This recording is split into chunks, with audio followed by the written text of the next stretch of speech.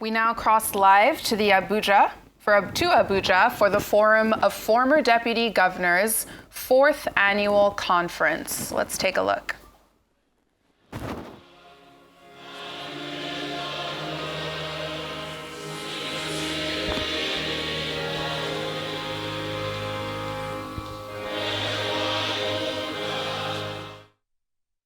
Review by moving to its new National Secretariat in the highbrow of Maitama District to befit its rising profile, thanks to the indefatigable National Chairman, His Excellency Chris Akomas, PhD, FNIM.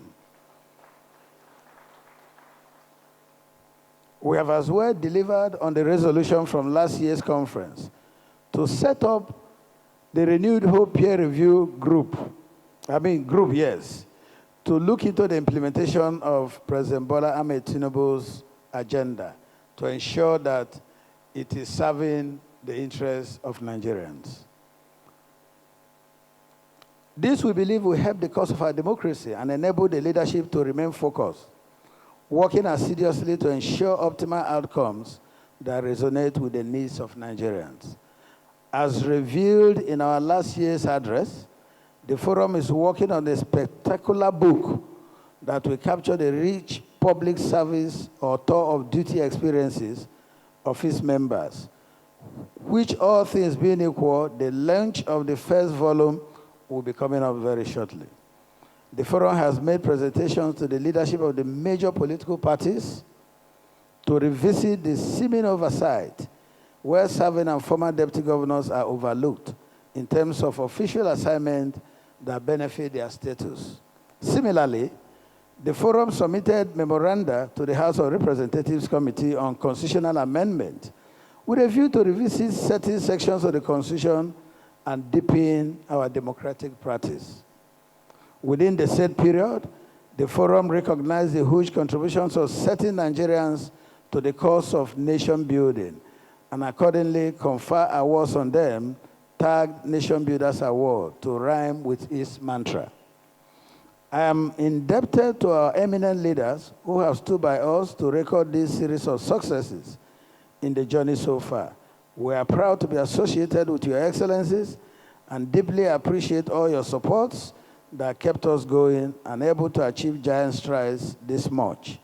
I wish to register my profound thanks to our esteemed members for their warm understanding of the prevailing circumstance that attend to certain call to action as they respond aptly each time to meet set targets. The milestones achieved so far are as a result of the good rapport we enjoy with the members of the Fourth Estate of the Realm. Our media friends have been always there for us, and we thank you. Whenever the need come up, at short notice, they gave us total support and delivered our coverage on time as desired. We assure you all that the Forum will continue to work strong with a heightened commitment to cause by members. The Forum will witness greater results, and I can only plead that we should collectively endeavor to sustain the tempo so that together we will leave lasting legacies for the next generations of Nigerians to cherish and thank us for our steadfastness and unity of purpose. I want to furthermore use this opportunity to appreciate the marvelous contributions of my backroom secretariat workforce that have kept the flame aglow in spite of challenges. In the light of the Forum's growing visage, I wish to call for global partnerships with the Forum to explore avenues for mutual benefits and as well tap into the rich experiences of our members to provide solutions to youth resilience, innovation, and development. We look forward to better days ahead as the Forum's activities attract more attention of the political leadership and other stakeholders, thus acknowledging these worthy contributions to the quest of nation building. Thank you all, and God bless you. Thank you, sir. I have delivered. Thank you very much, Dr. Ken Ibe-Kalu, the Director General of the Forum of Former Deputy Governors of Nigeria. Please, let's appreciate him one more time for his introductory address on this occasion. Now, if you are not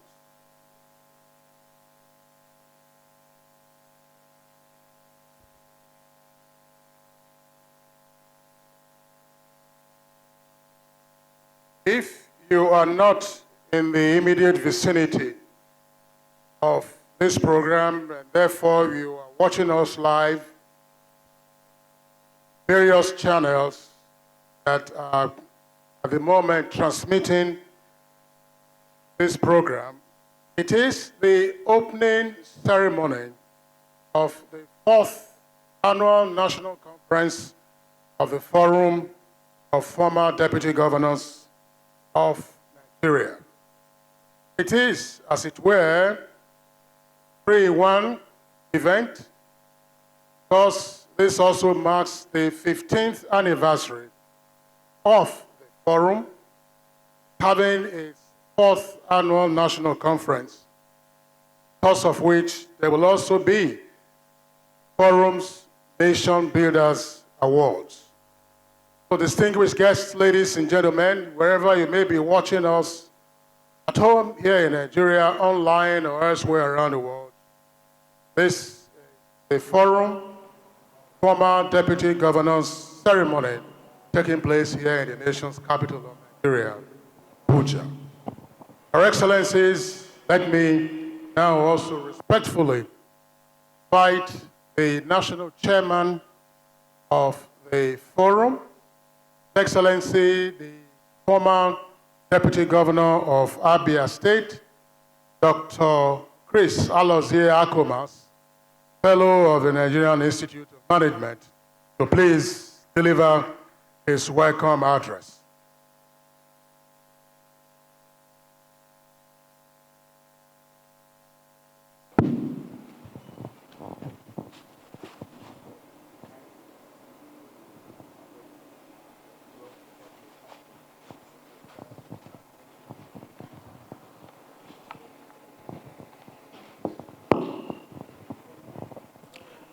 Thank you very much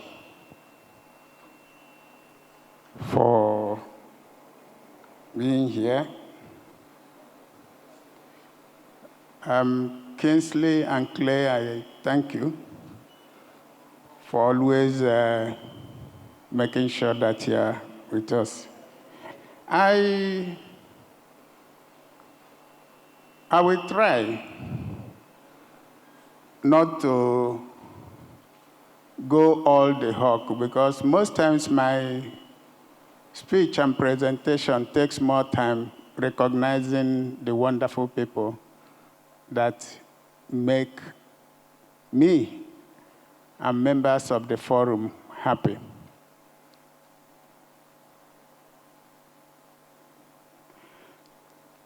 Your Excellency, the Executive Governor of Borno State, here ably and well represented by the Deputy Governor himself, one of our most active and supportive serving Deputy Governors.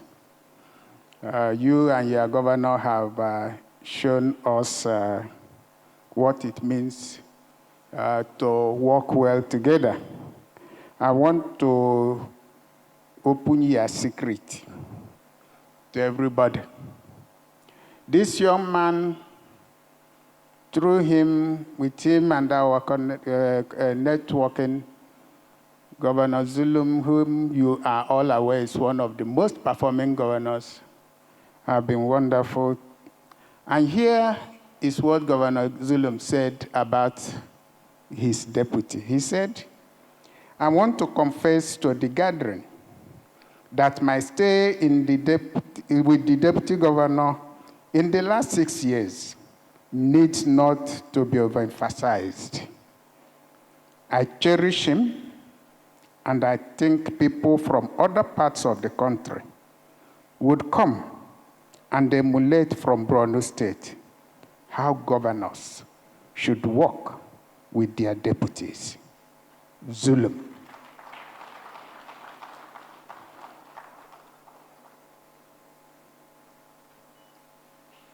And you cannot beat this.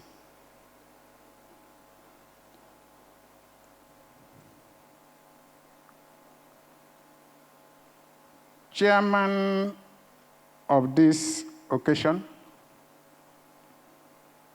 His Excellency Senator Aliu Wamako, CON,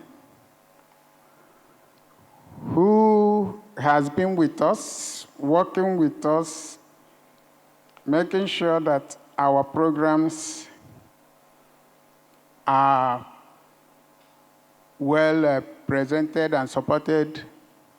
He actually had to break off some committee work last time to come and commission our secretariat. But today, exigencies of duty has made it difficult for him not to be here physically with us now. But we are happy that this conference, as he has directed, is being chaired by no less a person than Alhaji Muhammad Megari Dingadi, the Honorable Minister for the Honorable Minister of Labor and Employment. Honorable Minister, you are welcome.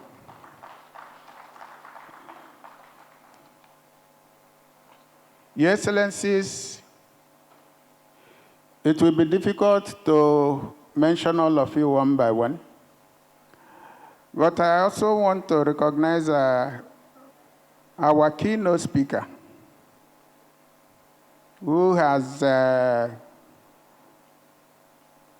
put a break to the NUGA program that he's organizing in his university to be here. Prof, we welcome you and we thank you. All our resource persons, especially my friends and former colleagues from the international development institutions and agencies. Dr. Chiji Ojukwu, it's nice to see you. I told the DG, when he said, Dr. Chiji, I said, that man, better put something, he's an old PhD. And they laughed. I'm happy to have you, Dr. Kamara, and my brother Chris, and your wife. I thought I learned that Mrs. Ajaw is here with her husband. If you are here, I recognize you. Okay, I can see you. You're welcome. These are people that have over the time working with me outside this other environment on how best to make things happen. My brother and friend, Dr. Goke Adogare, you are very much welcomed. I hope that we will be able to get people in the service that will give the kind of service and professional touch you and people of your kind gave to this country. Our friends from the diplomatic corps, I want to welcome you, I commend all of you, and I want to reach you through the Polish ambassador designate, who is here with us. Mr. Ambassador, you are welcome. The deputy from Tunisia, you are welcome. And all the others that are here, the European Commission, and all the rest that I cannot remember. Senator Yaro, Anthony Yaro, my good friend, thank you. I know it was difficult, and I'm happy. Thank you for calling me when you managed to get back last night to say you'll be here. And I know it's like that with all of you. I can't just reach everybody as it should. My habitat, the main constituent, chairman of BOT, and our Baba,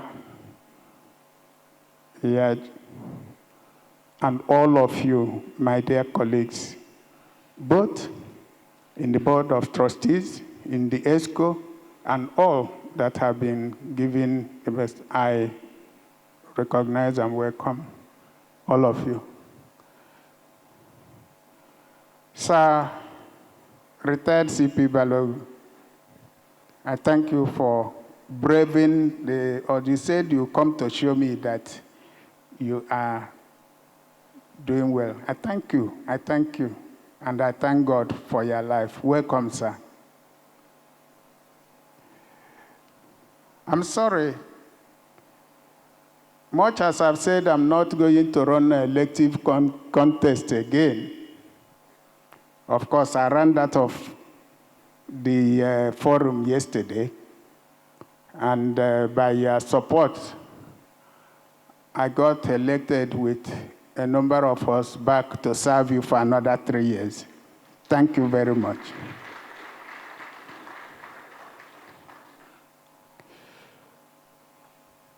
I want to thank my good friend, brother, former Deputy National Chairman, North, Barrister Mokhtar Shehu Shagari. Thank you for all the support, and thank you for the statesmanly approach you gave to activities and issues. Thank you very much. You know why I mentioned about not running for elective contest? I have my people that have always been there at the locality. I welcome my former DG of campaigns, Honorable Emeka Okafor. I've seen you, sir. I welcome my former chairman, who stood with me, even as I said, we want to eliminate him. If you don't give way, we will take you together. He stood. Ezogo Dr. Emeka Onoha.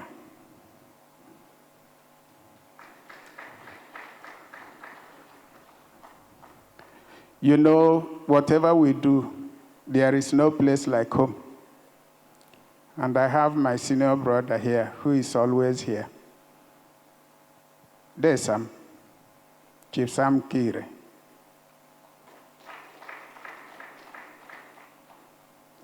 And I have my in-law that I call Ogupu, good friend and former secretary to the government of Abia State, Chief Rafebu. You are welcome, sir.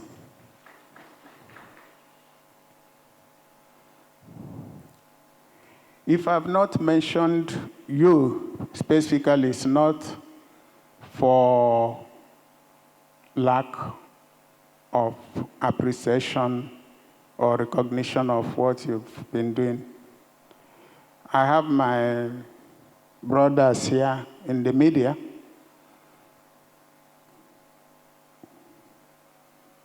The chairman of Enuje Abaya, Enuje Chapel.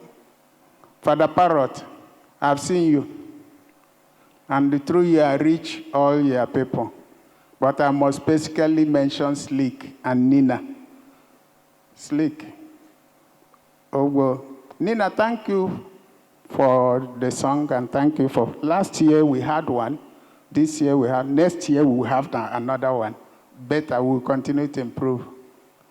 All of us and all of you, you are welcomed. Last year, this hall was overpacked.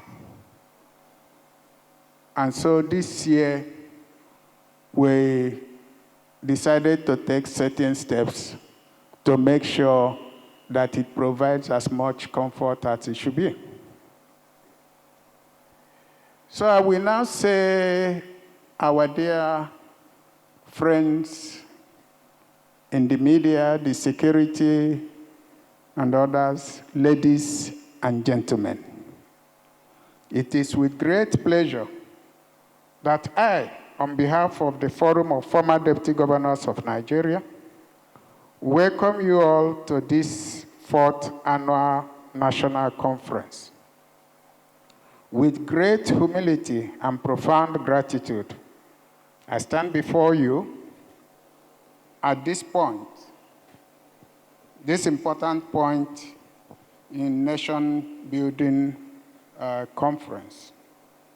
Our gathering here is a further call for action, a reminder that the destiny of our great nation rests not in the hands of few, but in the collective resolve of all citizens.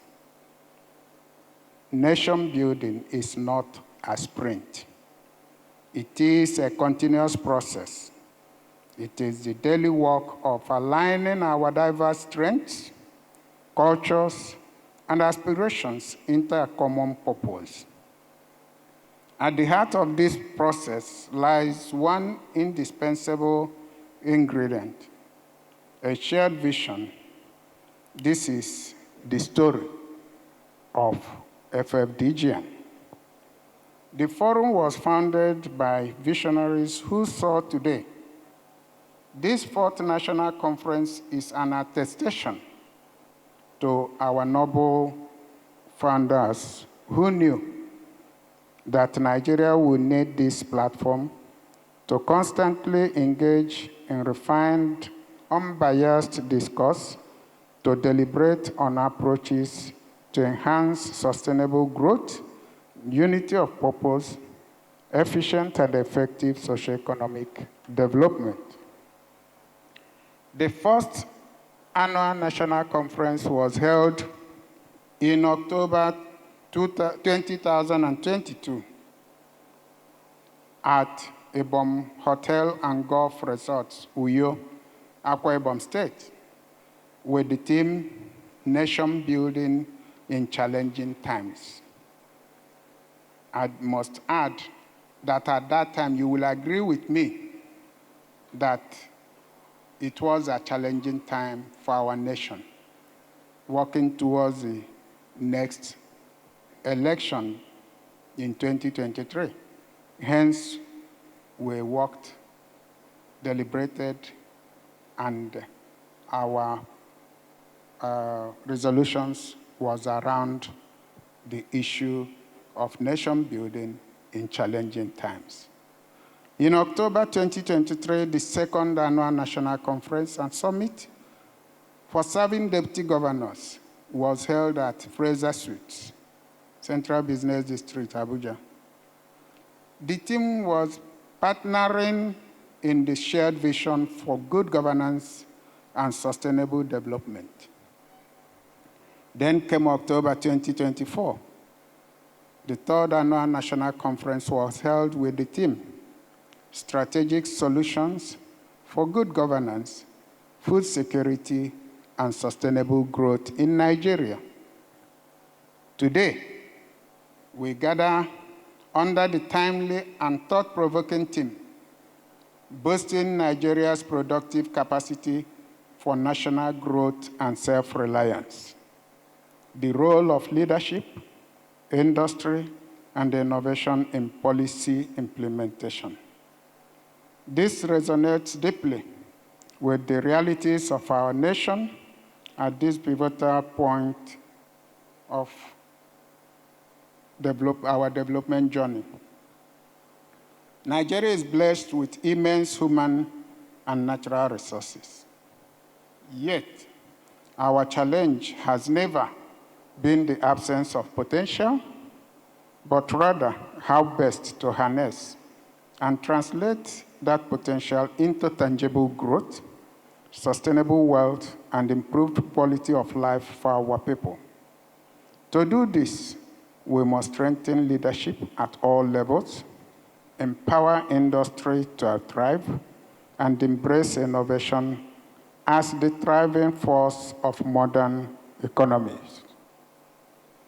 This conference, therefore, is not just another gathering of minds, but a platform for dialogue, collaboration, and practical recommendations. It is an opportunity for government, private sector leaders, innovators, and civil society to jointly explore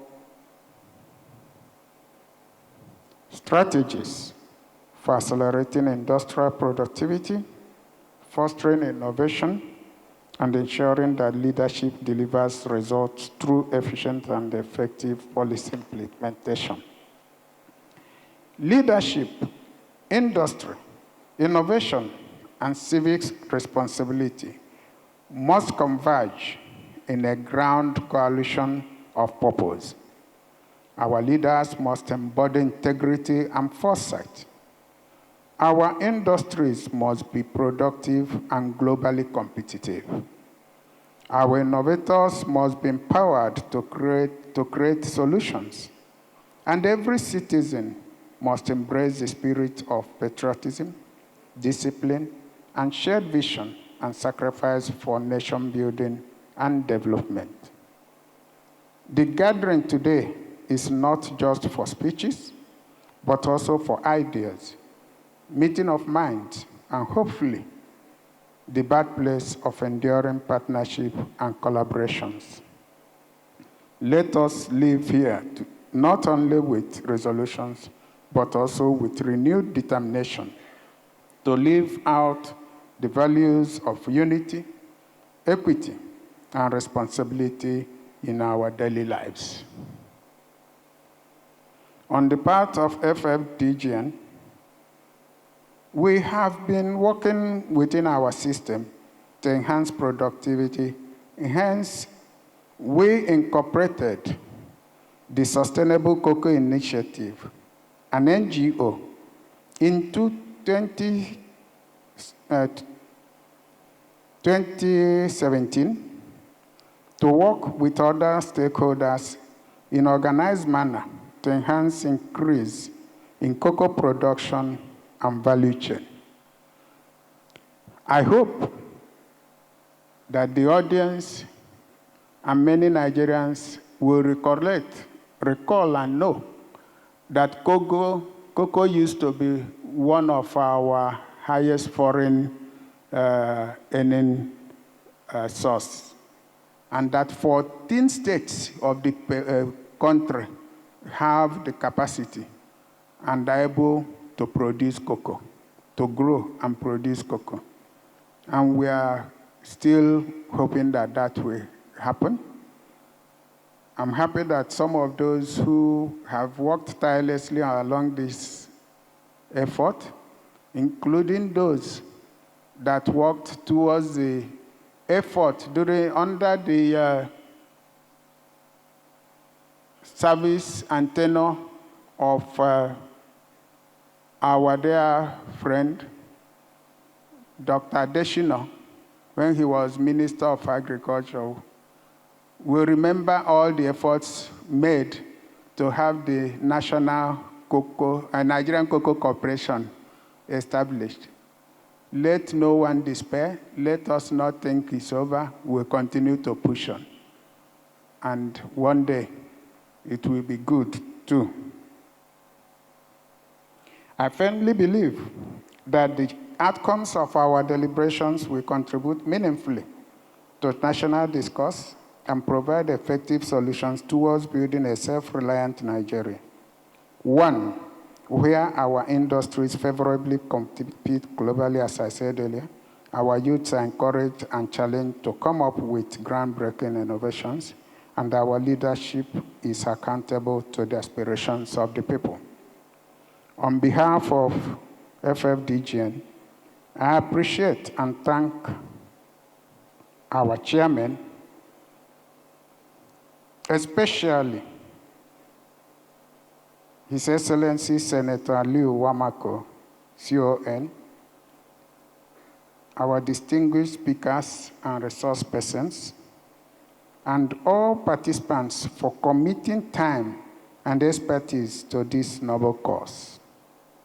Your presence here is a testament to your shared belief in Nigeria's brighter future. Let us approach these sessions ahead with open minds, constructive dialogue, and collective resolve to ensure that our ideas move beyond this hall into real policies and actions that will transform our nation.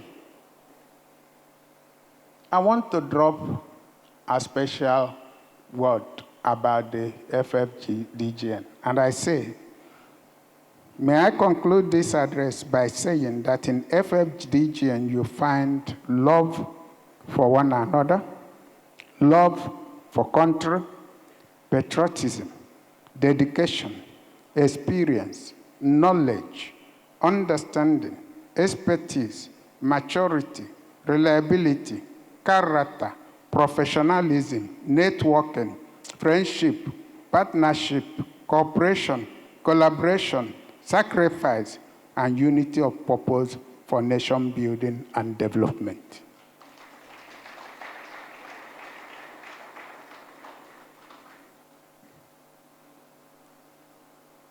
Let me use this opportunity to invite genuine, serious, willing business people, entrepreneurs, to visit our Polish Nigeria Business Council Center, where we have a show and the products from Poland are showcased. I told the ambassador in Lagos when we were going around with the deputy governor, Dr. Hamzat, and others, a number of products, a number of things, and the business people came. And then I picked one particular one. And I said, the FFDGN would do a prototype on that. And we look forward to do that because it's wonderful. It's a technology that is very, very wonderful. Let me not, go further, but we'll be proud to get that because good at thing, the raw materials, like I asked those who came with it, I say, hey, we have seen this, we have seen the wonders that in 5 hours you can build this and do that and do this. But the raw materials for this, is it available in Nigeria? The response is available everywhere and is in abundance in Nigeria. I say, good. When you come and we have the prototype set, we will tell our people that this is here, and you come here with your technology to produce it in Nigeria with our own raw materials so that we can really have the full benefit of it and have the cost effectiveness that we follow. Once again, I welcome you warmly and wish us a fruitful deliberation. Thank you, and God bless the Federal Republic of Nigeria.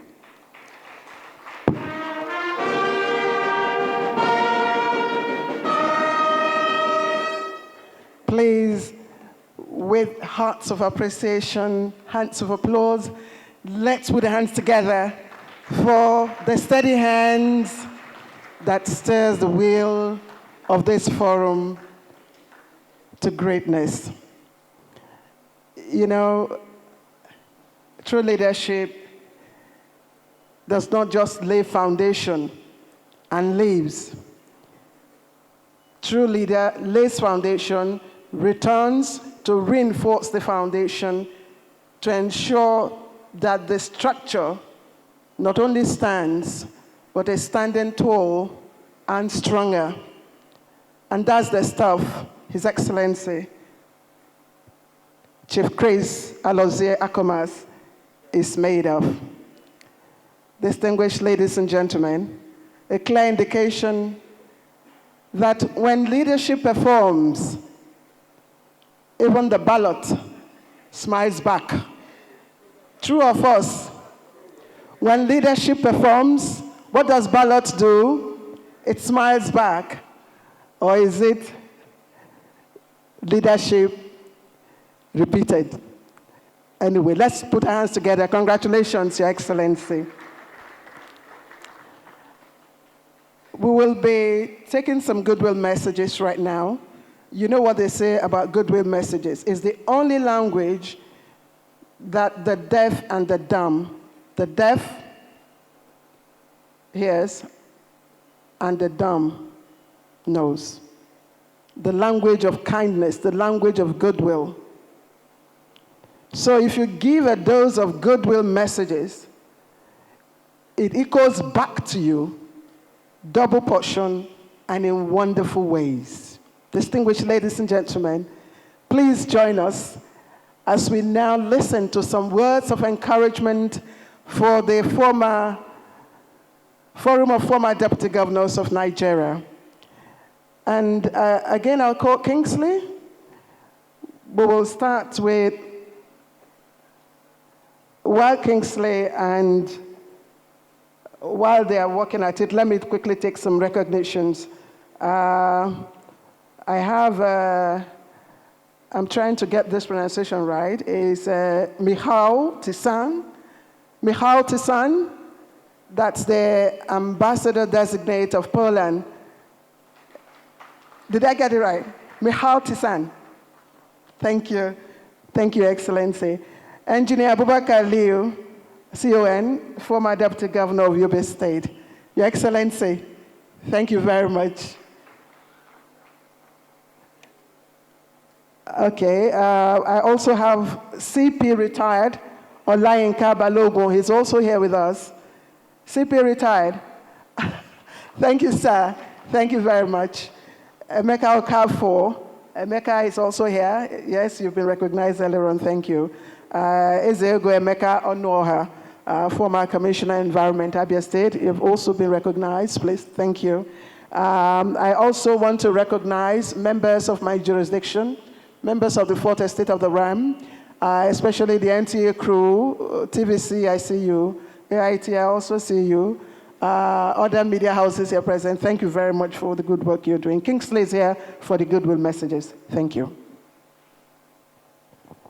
Thank you very much, Claire, for the recognitions. And just to add, from the mic logos that we have on the podium, that channels Kaftan TV, AIT, and Arise are also here amongst us, plus, of course, the gentlemen from the print and online media.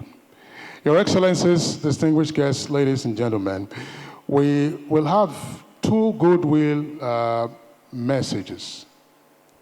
Two goodwill messages. I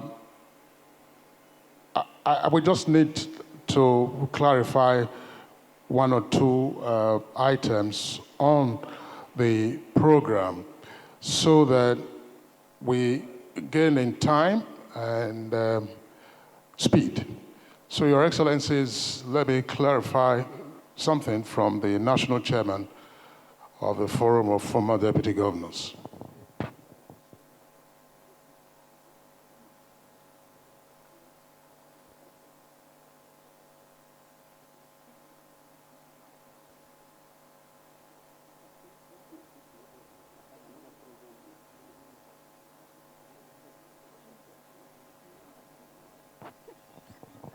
So, Your Excellencies, the conference chairman, of course, is the Honorable Minister of Labor and Employment, and his hands are full. I'm sure we all picked up the story in the news. Was it yesterday or so? The Association of Resident Doctors are threatening an all-out strike from the beginning of November. So he has some not exactly firefighting. I mean, you'll be working on this for a while. Therefore, he wanted to bring forward his own presentation on this occasion. We'd like to crave your indulgence, Conference Chair, and Your Excellencies, that we take the goodwill messages, because thereafter, of course, we'll have the Honorable Minister of Labor and Employment, representing Senator Liu Wamako, deliver the conference chairman's speech, and thereafter have the formal opening of the two-day conference. So, two goodwill messages will be taken, and for brevity, 2 minutes. That's 120 seconds each. may I invite the ambassador-designate of Poland to Nigeria, Michał Cygan, to give his goodwill message. And after that, the representative of the Inspector General of Police. Please, let's welcome the ambassador-designate of Poland to Nigeria, Michał Cygan, for his goodwill message. Thank you. Thank you very much.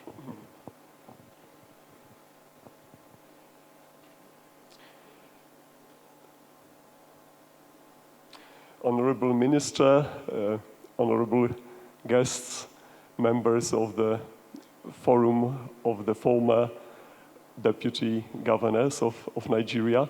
I am lucky that the protocol has been so perfectly established that it allows me to stand on it comfortably. Otherwise, 2 minutes would not be enough just to take the first breath and mention all the excellencies just sitting in the front row, let alone the rest of the dignitaries present here. It's my profound honor to be here in front of you and seeing that Poland has been chosen as a strategic partner of the Forum and of Nigeria. I have just started on my way to promote and deepen Polish-Nigerian relations, and this is our extreme privilege that Poland is now at the focus of Nigerian elites and Nigerian business. And yes, we are a good choice.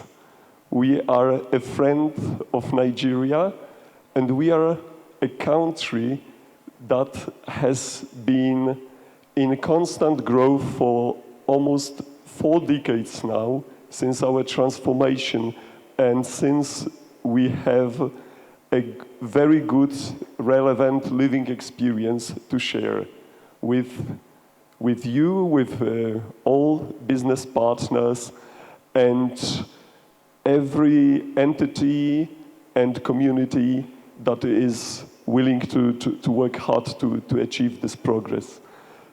Poland has a diverse economy.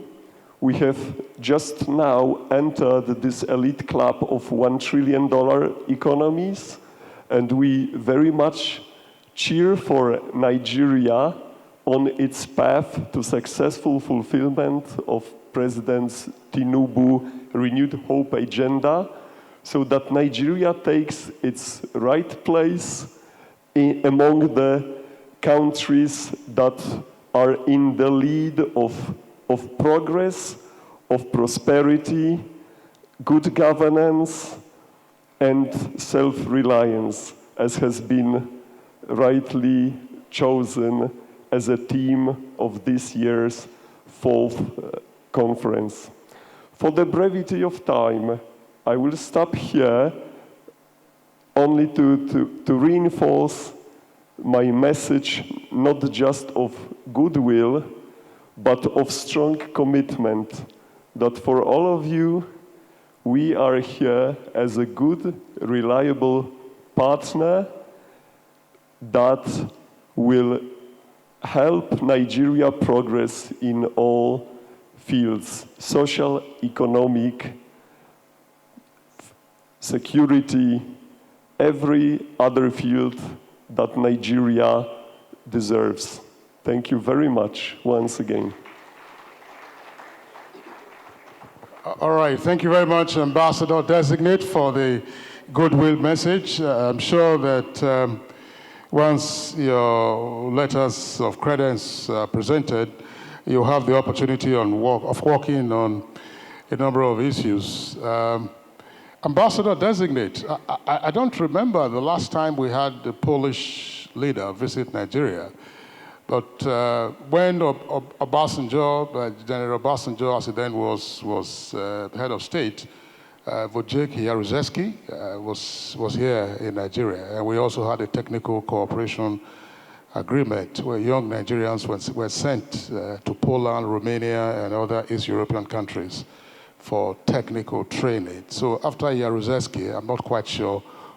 Oh, 3 years ago, Oh, thank you very much for reminding me. It's the Jaruzelski that is still in my head. So thank you very much, Ambassador-designate of Poland to Nigeria. And by the way, just to re-emphasize one of the points made by the national chairman of the Forum of Former Deputy Governors, at least twice in his opening address, he did say that, oh, come to our secretariat where you'll find the Nigeria Police Center.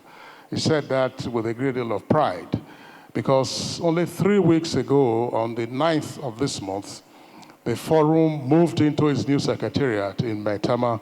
Of course, the attendance wasn't as large as it is, but we need to give a round of applause to the forum because their new location is accessible, is the right address, and it's a place they are, of course, doubly proud of to have as their secretariat. The second and last of the goodwill messages this morning will be coming from the Inspector General of Police, Dr. Kehinde Egbetokun. He has a PhD in mathematics, but has been represented here by the Assistant Inspector General of Police in charge of Zone 7, Victor Olaya.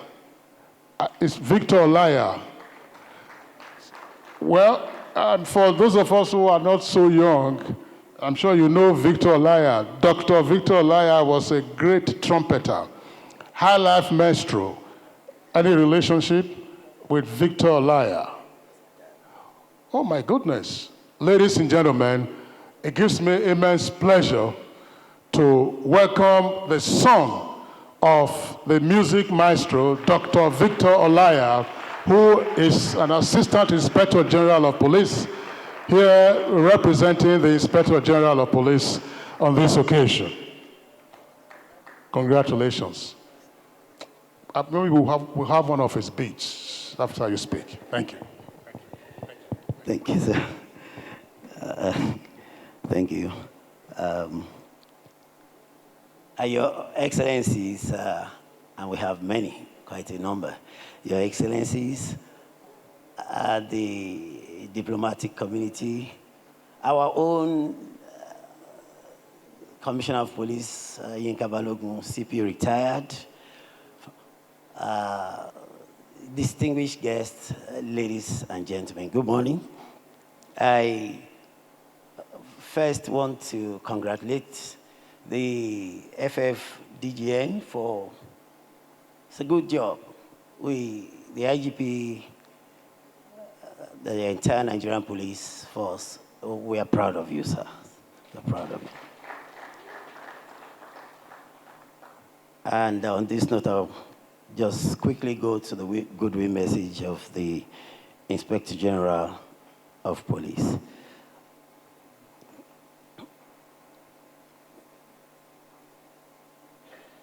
It is with great pleasure and a deep sense of duty that I extend my warm goodwill message to the Forum of Former Deputy Governors of Nigeria on the occasion of the 4th National Conference.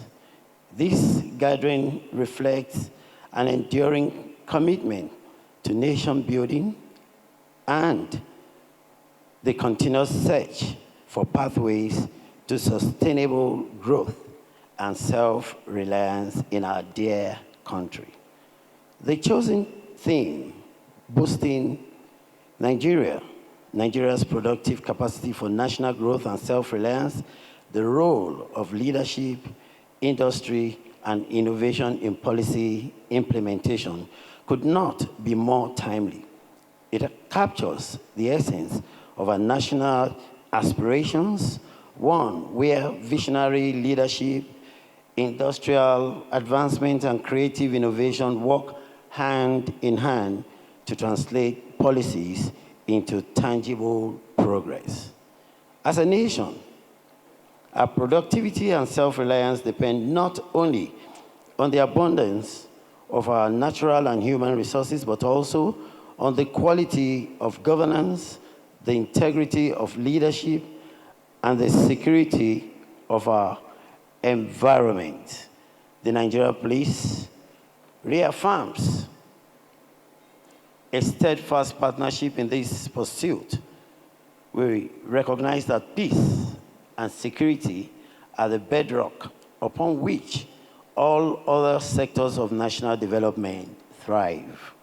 In this regard, the Nigerian police continues to advance reforms aimed at building a modern, citizen-focused, and intelligence-driven policy system, one that provides the stability necessary for industries to flourish, innovators to emerge, and policies to be effectively implemented. I commend the Forum of Former Deputy Governors of Nigeria for sustaining this platform of dialogue, reflection, and policy advocacy. Your wealth of experience and continued contribution to national discourse are invaluable assets in shaping a prosperous and secure Nigeria. On behalf of the Nigerian Police Force, I, as IGP,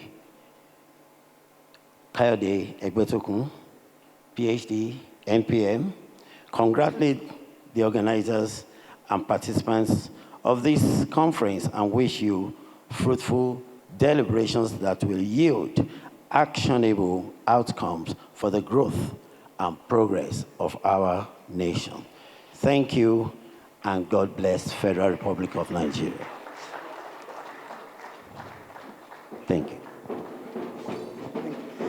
Please let's appreciate CP Olaiya, Victor Olaiya.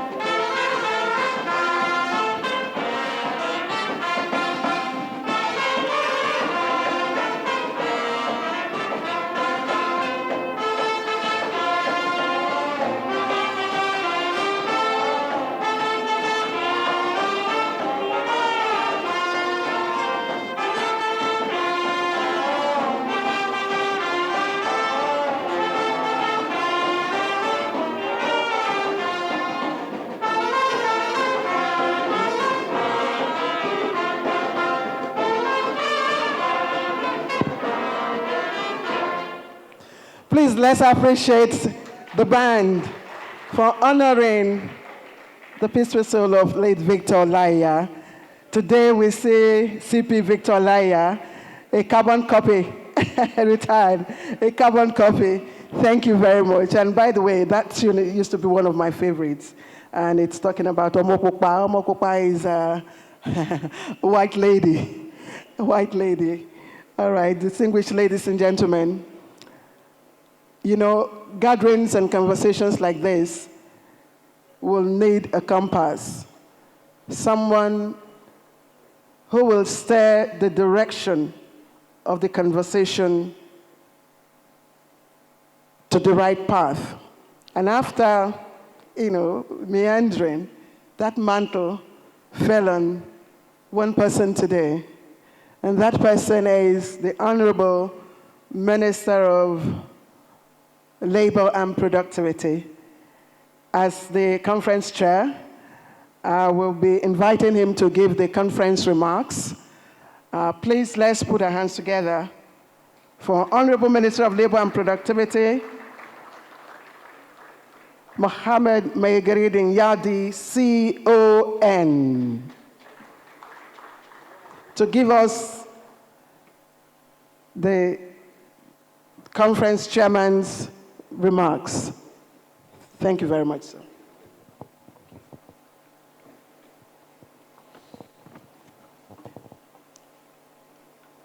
Thank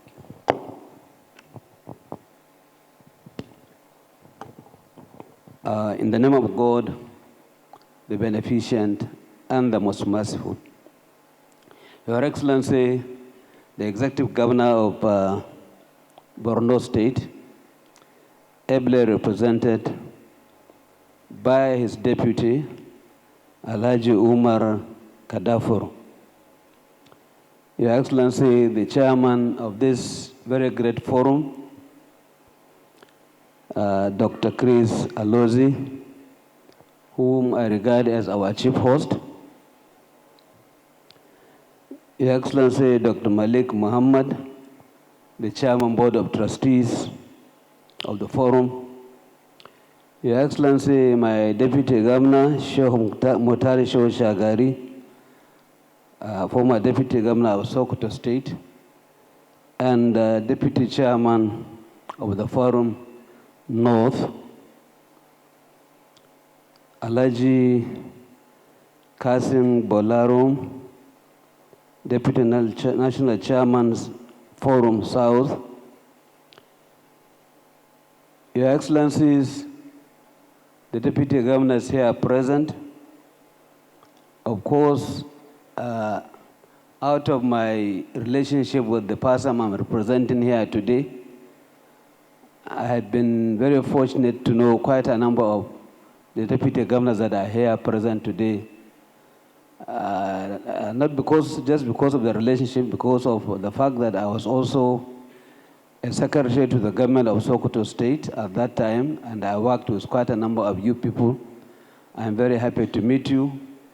I can see my sister, who was my colleague, the former Minister of Women Affairs. When I was the Minister of Police Affairs, we worked together with her. I can also see Engineer Abubakar, the former Minister of Power. We were together with him. I can also see a classmate and a friend, Professor Onji, former Deputy Governor of Nasarawa, and of course, my DG from NDE. He was just coming here. I cannot see him. Okay, yes. I welcome you, former Deputy Governor of Nasarawa State. Quite a number of you are very well known and we have interacted. I can see the former Governor of Plateau State. I welcome you all and I greet you very sincerely. Distinguished invited guests, members of the press, ladies and gentlemen. As you are aware, or as amply mentioned by the Master of Ceremony, I am here representing one of your colleagues, the chairman of this occasion, Dr. Aliyu Magatakarda Wamako Sarkiyaman Sokoto, former Deputy Governor of Sokoto State, and subsequently the Governor of Sokoto State. I'm here to represent him, and I'm therefore just here to read his address as amply prepared by him. He was to come here, but unfortunately, due to other very important legislative functions, he could not make it. And just a little after 10 o'clock yesterday, he called me and asked me to represent him. And I am here representing him, and I'm going to read his speech without any amendment as it has been given to me. So, distinguished ladies and gentlemen, I feel highly honored to address this noble gathering of eminent persons that truly have the interest of building a united and prosperous Nigeria at heart. I am indeed elated because in 1999, I was part of a team then serving as deputy governors that made a move to form an umbrella body for our common interests. Unfortunately, that dream was cut short as our then principals thought we could become a threat to them and tactfully truncated the initiative. So it gladdens my heart a lot that the same vision has been nurtured, and today we have a forum of deputy governors of Nigeria that has steadily warmed itself into the hearts of Nigeria through quality contributions to the cause of good governance and nation building. I really commend the giant strides of the present leadership of the forum, and from what I have witnessed in this new secretariat to the turnout of this well-packaged conference, I am convinced that the commitment and zeal will continue to grow to a point where it will attain the center stage of national political development. In the light of insight so far displayed, I have no doubt that the forum will attract more global partners to tap the vast resources at our disposal in order to achieve quantum leap towards becoming a robust and resilient economy of our dream. I want to assure my colleagues of this noble forum that they can count on my support for any bill that the forum may want to sponsor in a bid to strengthen its work and advance the pace of good governance in Nigeria. It is necessary that there should be a shared vision and work plan designed and agreed upon mutually so as to build trust, confidence, and pave way for better development at the subnational levels in the country. With the array of resource persons here present today, I am confident that at the end of this conference, we will be able to come up with very actionable solutions to revitalize our moribund industrial base, which is key to our aspiration of emerging as a prosperous, self-reliant nation, able to hold itself in all respects.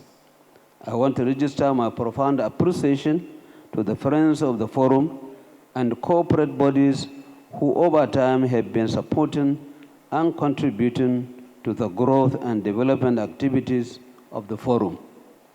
We should keep it up as such efforts have resulted in the forum's members getting more political appointments, which underscores the fact that government appreciates your sacrifices and contribution toward the development of our dear nation.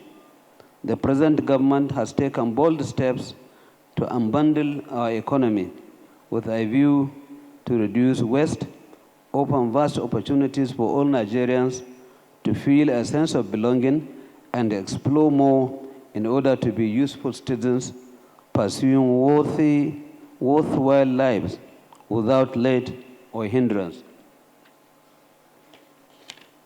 I am happy to be identified with the progress of this forum and urge us all to continue to give necessary support that will help it to work stronger in its noble task of spearheading incisive programs that impact greatly on Nigerians. With these few remarks, distinguished ladies and gentlemen, it is now my singular and honor to declare this conference open. I thank you for your kind attention, and may God bless the Federal Republic of Nigeria. Thank you, and God bless.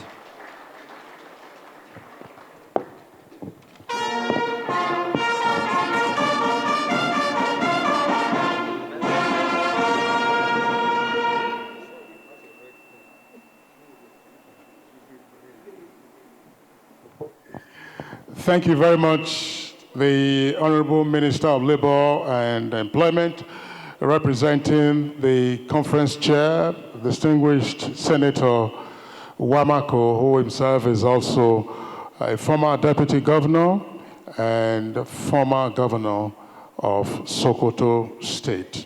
Ladies and gentlemen, Your Excellencies, please, let's give a round of applause to the conference chair for formally declaring the two-day conference open.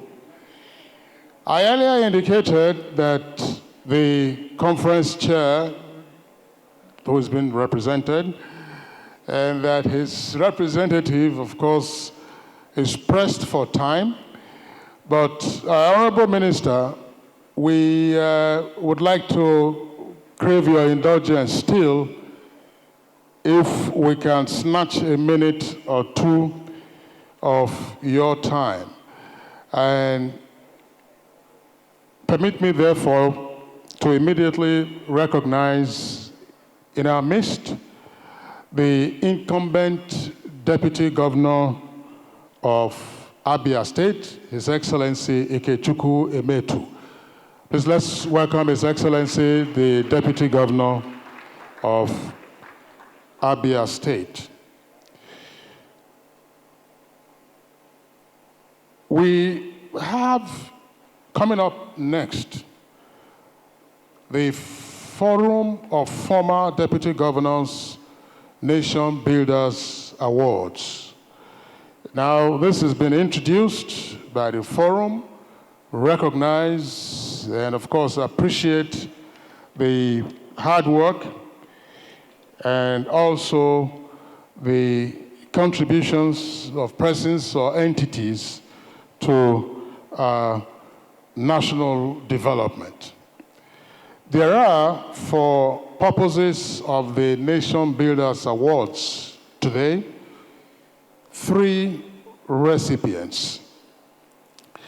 And the first of the awardees is His Excellency, the Executive Governor of Borno State, Professor Babagana Zulum. And this award is in recognition of his innovative and ingenious strategy of providing adequate security for farmers to and from their farms.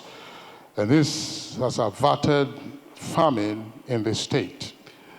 It's also working tirelessly in this regard, in this respect, to ensure food security by visiting flashpoints and boosting the morale of state actors in their sustained fight against insurgency in the state and elsewhere. So, His Excellency Professor Babagana Zulum has been tapped as one of the 3 awardees on this occasion. His Excellency Professor Babagana Zulum has been represented by his deputy, His Excellency Umar Usman. Your Excellency, please kindly come forward. And may we have a note of appreciation from the band.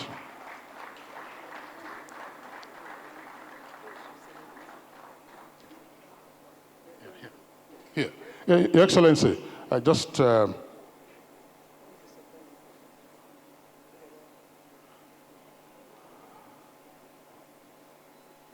The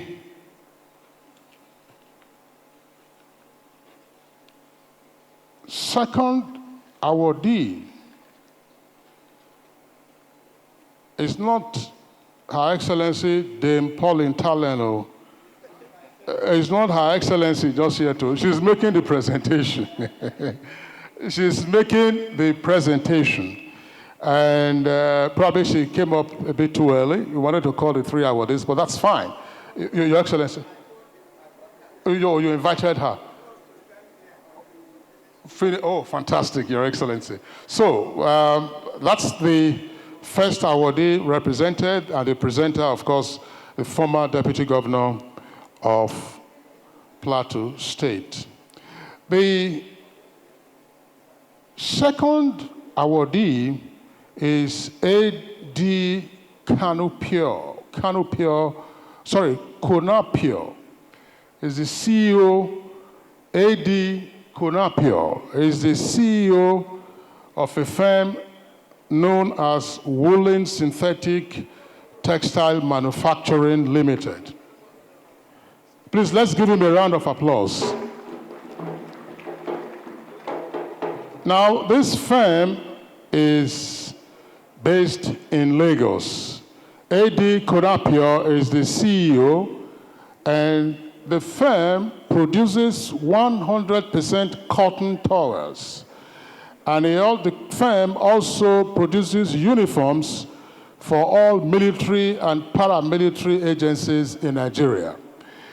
The company was incorporated in 1968.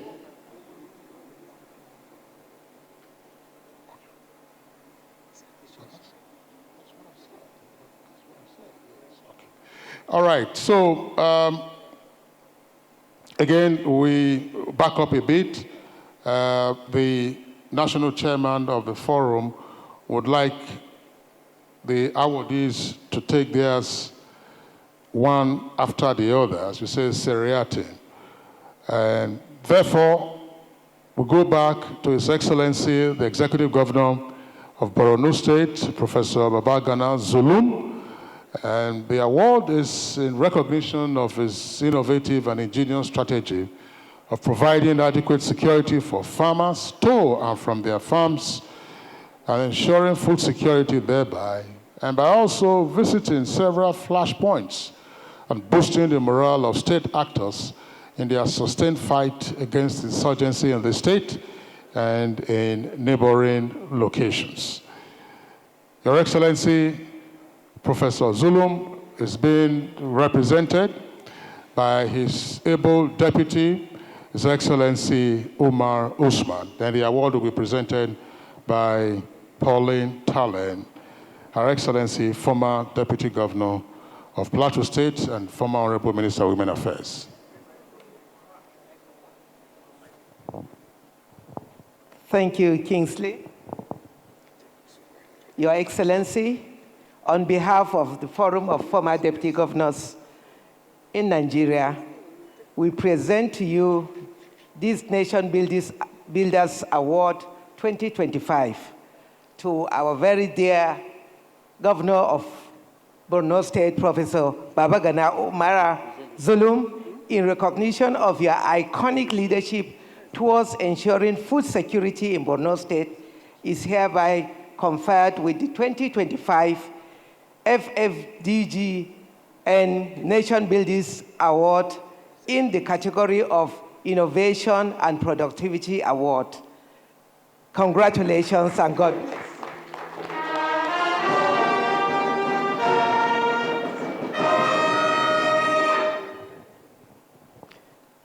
Thank you very much, Your Excellency, Dame Pauline Talen, for doing us the honor of presenting this Golden Award to Governor of Borno State. And indeed, Governor Zulum is a wonderful, should I say, has been a very wonderful and trusted leader.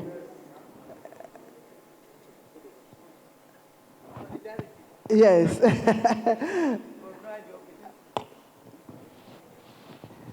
And this award was given in recognition for his innovative and ingenious strategy of providing adequate security for farmers to and from their farms. Again, ingenious strategy of providing adequate security for farmers to and from their farms.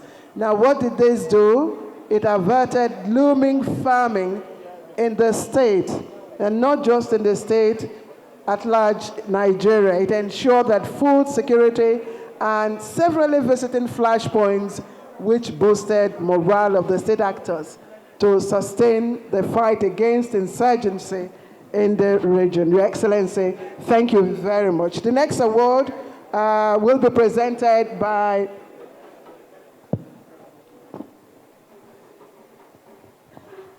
I think I have to come in here. I was telling Kingsley that he has used English grammar to state these things in such a way that it looks so simple. What the forum considered is the innovation, the fact that the governor thought of how best to make food production continue, to ensure that farming is sustained. He developed a system of providing buses for the farmers and the security for the farmers as they go to farm. They go with the buses, with the security. The people will wait for them there. They will farm. They'll bring them back. And that constant is a new thing. And the forum continued to monitor, and we have received reports of improved harvest, improved yield, and we are happy. What we want is anything that will increase productivity, and that is one of them. Food security, was our focus last year.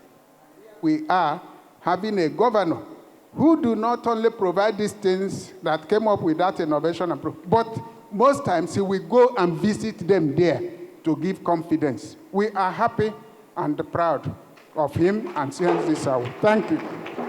Thank you, sir. Indeed, we are very proud. Governor Zulum, wherever you are, please, can we put our hands together once again for the ingenious governor? The next recipient is A.D. Konapure. Of course, he's the CEO, Woolen and Synthetic Textile Manufacturing Limited. It was incorporated in 1968, and this award will be presented by His Excellency, the Engineer Ikechukwu Emetu, Deputy Governor of Abia State. His Excellency, the Deputy Governor of Abia State, will be making this presentation. And while he is coming out gently, I'll quickly give you a rundown of while this recipient got this award. Woolen Synthetic Textile was conceived to produce fine and superfine worsted and synthetic suiting materials. Today, it has evolved as an acclaimed brand in the Nigerian textile industry market for all types of suiting, shirting, mattress covers, 100% cotton towels, bed sheets, uniforms, the Nigerian Army, Air Force, Navy. I thought you put our hands together. Paramilitary agencies such as Nigerian Correctional Service, the Nigerian Police, Immigration Service, and so on and so forth. Distinguished ladies and gentlemen, please let's put our hands together again for CEO of Woolen and Synthetic Textile Manufacturing Limited, Ikeja in Lagos, A.D. Konapure. And to present the award. Yeah, thank you. Your Excellencies, distinguished ladies and gentlemen, please let me align on the well-established protocol. On behalf of the Forum of the Formal Deputy Governors of Nigeria, I hereby present this very meritorious award to Woolen Synthetic Textile Manufacturing Limited as the Nation Builders Award of 2025 in recognition of your promotion of Nigerian first drive in textile industry is hereby conferred with the FFD GN Nations Builders Award in the category of Textile Productivity Award on this very special day, being the 28th day of October 2025. Congratulations to you, sir.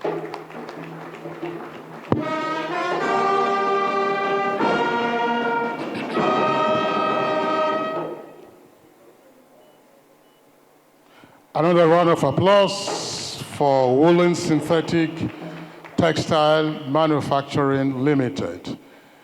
A.D. Konapure is the Chief Executive Officer. And it's interesting that the firm was incorporated in 1968. Of course, 1968 was a significant year for companies incorporation, because that was the year we had a new companies code. That's the same thing as what you call CAMA now. We didn't have another one until the Babangida years in 1990. And then, of course, only a couple of years ago, we had a new Companies and Allied Matters Act. And it's good news that we are having 100% towels being produced, and fabrics also for our service personnel being produced in country. I'm sure we all know how challenging it is if you do not have 100% cotton for your towels, and then you're trying to mop up your body after a shower. Always a big challenge. So congratulations to the firm, and also appreciation from the Forum of Former Deputy Governors for recognizing this enterprise and what it is doing.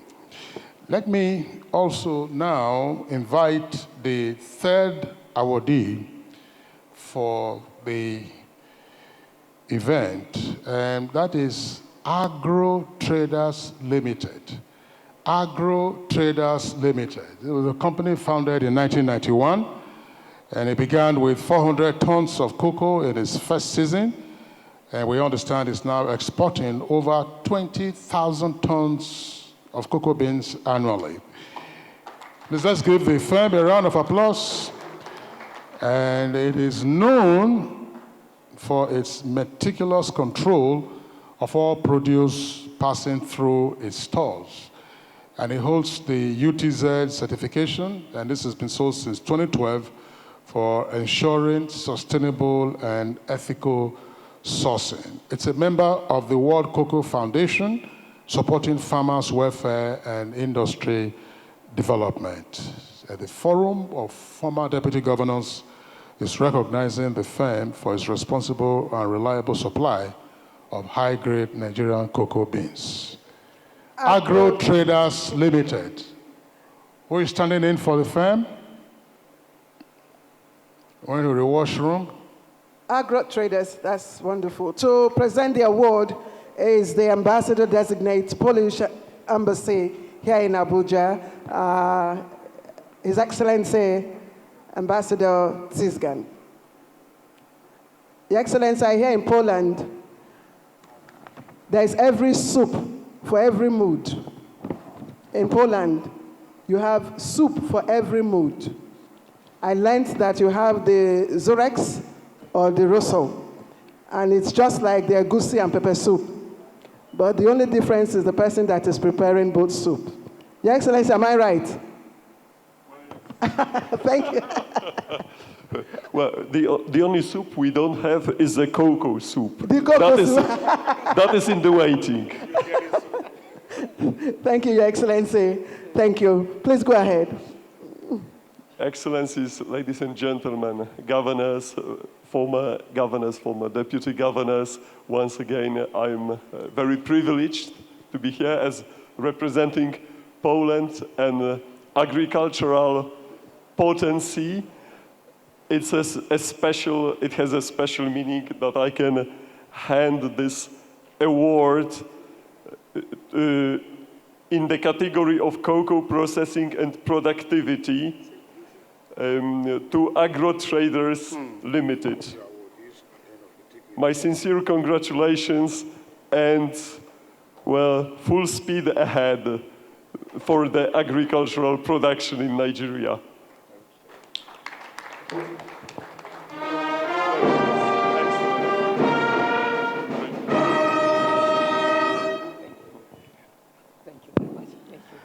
So, Your Excellencies, we will, after this final presentation, Your Excellencies, we'll take some photographs. The three awardees only, first, three awardees, 1, 2, 3. Professor Zulum represented, and Woolen. Please come with your plaque if you have it. Yes, come with your plaque. And then Agro Traders, three awardees, and then the presenters of the awards, the Deputy Governor of Abia State. His attention is needed right here. We would also invite the Chairman of the Board of Trustees of the Forum to join in the photograph, and then the Chairman of the conference, the Honorable Minister of Labor, to also be part of the photo. I think that the awardees should be in the middle, actually. We can't flush them to one side, Your Excellency. Yes. Okay.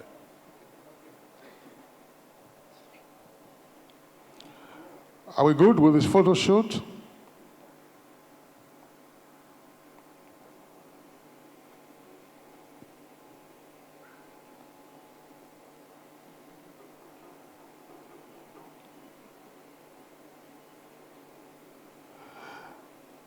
All right, so Your Excellencies, we will now take, Your Excellencies, a group photograph of, group photograph of Your Excellencies, the Deputy Governors who are here present, and other invited guests. Please join in the group photograph. I'm seeing just now His Excellency, the former Deputy Governor of Edo State, Honorable Philip Shuaibu. Honorable Shuaibu, what is happening to Bendel Insurance? I've not been playing for them again. Some of the, we would need some to, Your Excellency, Philip Shuaibu, I was asking what's happening. You want to probe Institute of Sports. Deal with Bendel Insurance first, too.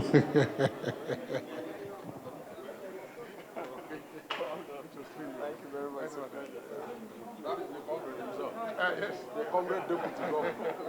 Thank you. Sorry.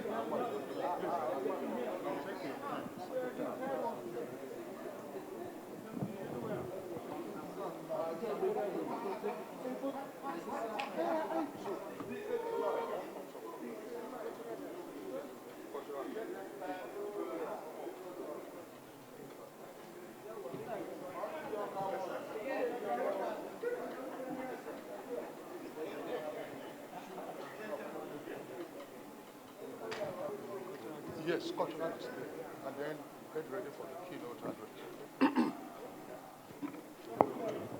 Cultural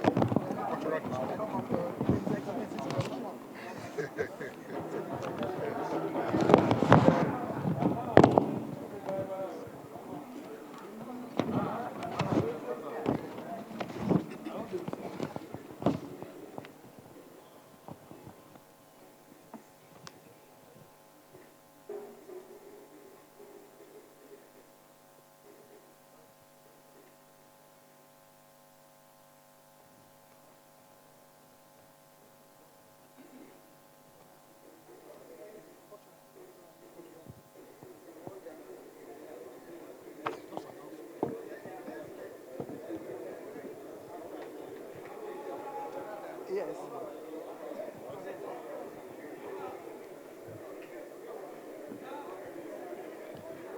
Thank you very much. Distinguished ladies and gentlemen, we're not done yet. We have something that will interest you.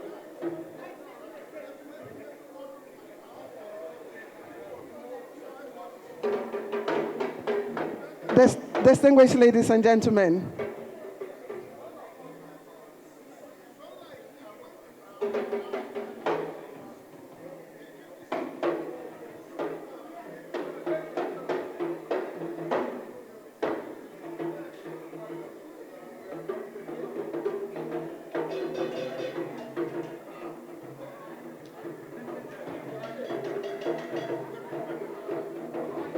distinguished ladies and gentlemen, I'd like to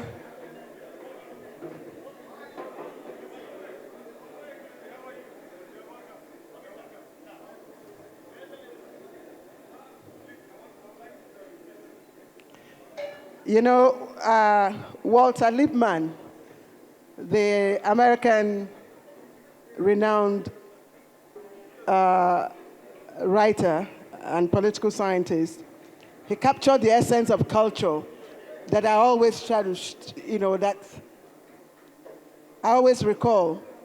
And he said, culture is simply the name of what people are interested in. He said it is their thoughts, their models, the book they read, and the speeches they love to hear. So bottom line, culture is our way of life. And truly, you can't know a people until you've seen them dance. Have you seen Nigerians dance? Distinguished ladies and gentlemen, please let's get ready to meet Nigeria in her most expressive form through dance and rhythm.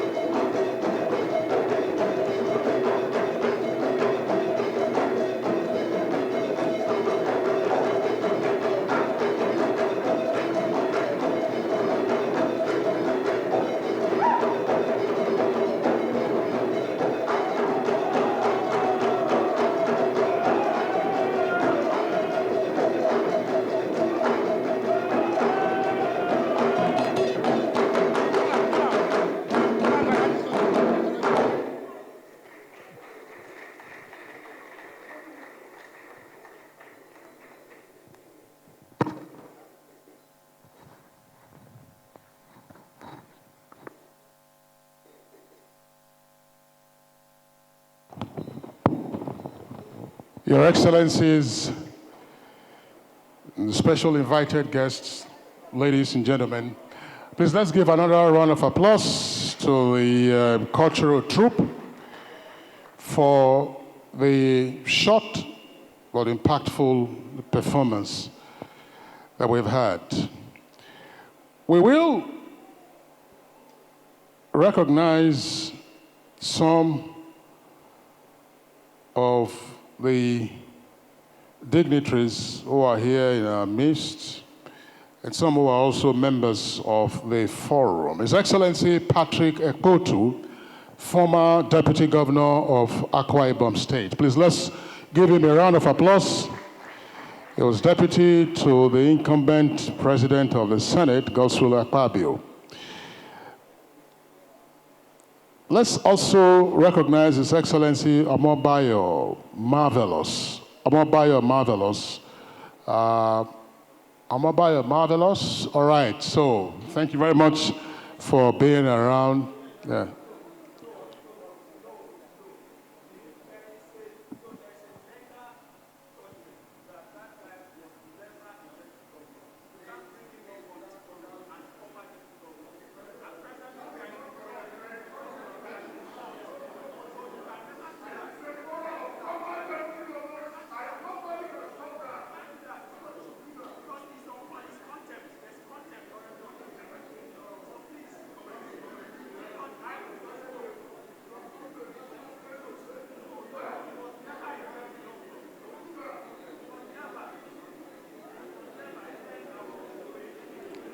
All right, Your Excellency, Honorable Philip Shwaibu, Honorable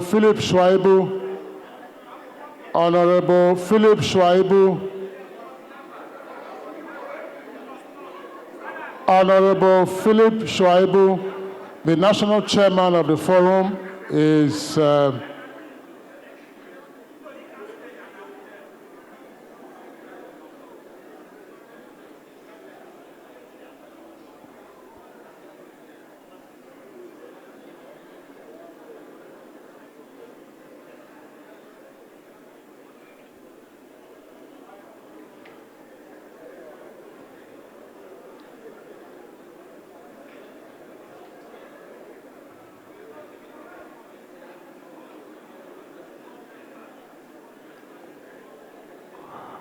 all right, so while that is being sorted out, Your Excellencies, let me recognize, as provided by the Secretariat for this conference, the former Deputy Governor of Zamfara State, His Excellency Senator Hassan Mohammed Gusau. Please let's welcome His Excellency Hassan Gusau, former Deputy Governor of Zamfara State.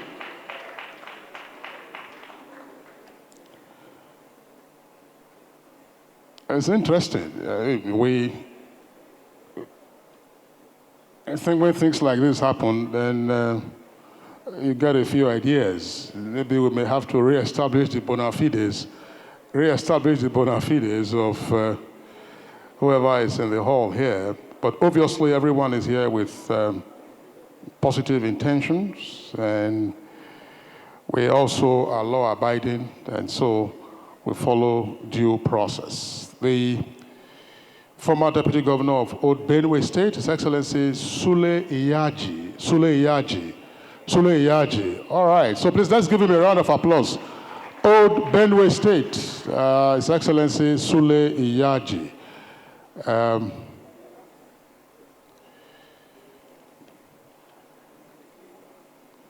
Ladies and gentlemen, if you have a hard copy of the program, there are also soft copies available. You would have noticed that we are supposed to have two chairmen, chairman and the co-chair. And it turned out that one of the chairmen wasn't immediately available. And the chairman, who was in situ in a representative capacity, had fought until a moment ago after the photo sessions. He had also delivered the chairman's remarks and declared the conference open. But I have some information. I have not confirmed exactly what happened, but my source, should I say sources now, because that means I double-checked, but my sources indicate that there seemed to have been some miscommunication between the chairman and his staff. So not between the secretariat of the forum and the chairman, but between the chairman and his staff. I'm sure there will be some query awaiting those staff when you get back home. They advised him that the program will be tomorrow instead of today. And that's why when they then tried to reach him, it was difficult at first, but eventually they reached him and is here with us. Your Excellencies, ladies and gentlemen, my pleasure at this time to invite for his own remarks, because he holds this forum in high esteem and is the chairman also of this conference, the 4th Annual National Conference of the Forum of Former Deputy Governors.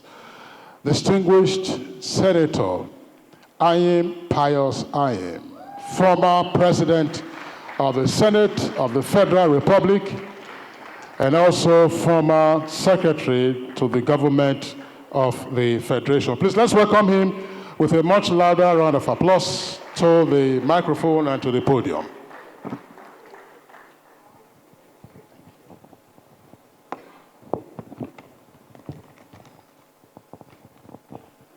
Your Excellencies, more particularly the chairman of this forum, Your Excellencies, the serving deputy governors, then former deputy governors, Your Excellency, the police ambassador to Nigeria, invited guests, distinguished ladies and gentlemen. Let me thank the MC for trying to make excuses for me, but actually it would have been most regrettable if I am not able to make it to this event, because I look forward to it. And like he tried to say, the fact is that my office programmed me for tomorrow for this event, and today was another event. So I went for that other event until I saw your message that the event has started. I had to cut off from there to be here, and I thank God I am here. Let me therefore sincerely apologize for the mix-up, for my late coming, and also be thankful to God that I am able to make the event. I'm also very grateful that my co-chairman had actually been here and held forth. And more so that he had opened the event with an address. But maybe let me simply identify with him with a short address. And I am quite delighted to share a few thoughts on what I think your forum had become. So, distinguished ladies and gentlemen, I am greatly delighted to be part of the 4th Annual Conference of the Forum of Former Deputy Governors, focusing as always on topical and critical elements in nation building. I was told that in the past, your conference teams included the following: nation building in challenging times, partnering in the shared vision for good governance and sustainable development, strategic solution to good governance, food security, and sustainable growth in Nigeria. And this year's conference theme is boosting Nigeria's productive future for effective national growth and self-reliance, harnessing leadership, industry, and innovation for effective policy implementation. Let me start by saying that of all former national office holders fora, the former Deputy Governors Forum appear to have become the most focused, most productive, and most impactful in their contributions to our efforts in nation building. I am not sure there is any former office holders forum that had been so engaging with topical and critical national issues as this forum. And it is therefore my pleasure to use this opportunity to congratulate the chairman and members of the Forum of Former Deputy Governors for your steadfastness and patriotic commitment to nation building. Speaking on this year's theme, I am to say that the imperative of productive economy was never lost on the various governments of Nigeria since 1960. This is because at times when people talk about productive economy today, it will appear as if it's a new idea. And it is to my knowledge that since 1960, it had been the concern of every government in Nigeria. The resurgence of the clamor for productive economy through industrialization today only underscores the economic and social setbacks the nation has suffered due to failed attempts on industrialization. It is instructive to point out that at the core of the first National Development Plan of 1962 to 1968, and indeed the subsequent rolling plans, including the Indigenization Decree of 1977, were policies to encourage and facilitate industrialization. These efforts yielded great results in the 80s as industrial clusters and activities became prominent in various parts of the country. Example, Bompai in Kano, Kakuri in Kaduna, Onitsha in Anambra State, Aba in Abia State, Ikeja in Lagos State, and so on. I am to say that the collapse of these efforts is not as a result of lack of knowledge of its benefits, particularly its benefits for job creation and economic stability. It is my opinion that the following, among many other factors, were at the root of the problems.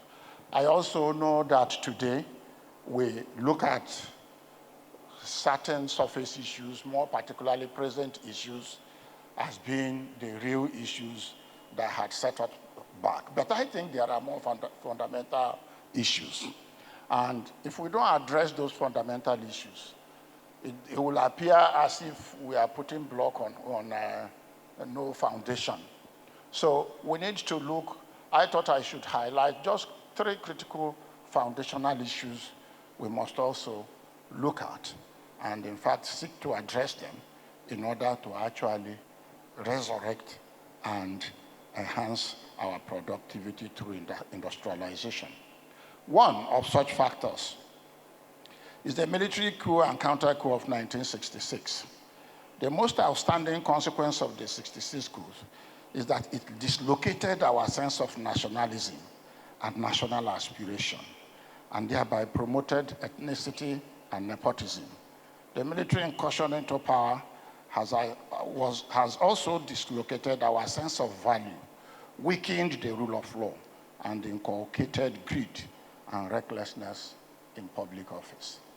I want to say very clearly that without a national vision, without a national aspiration, not just national vision as articulated in any paper, I mean shared vision accepted by all, it will be difficult to enhance patriotism.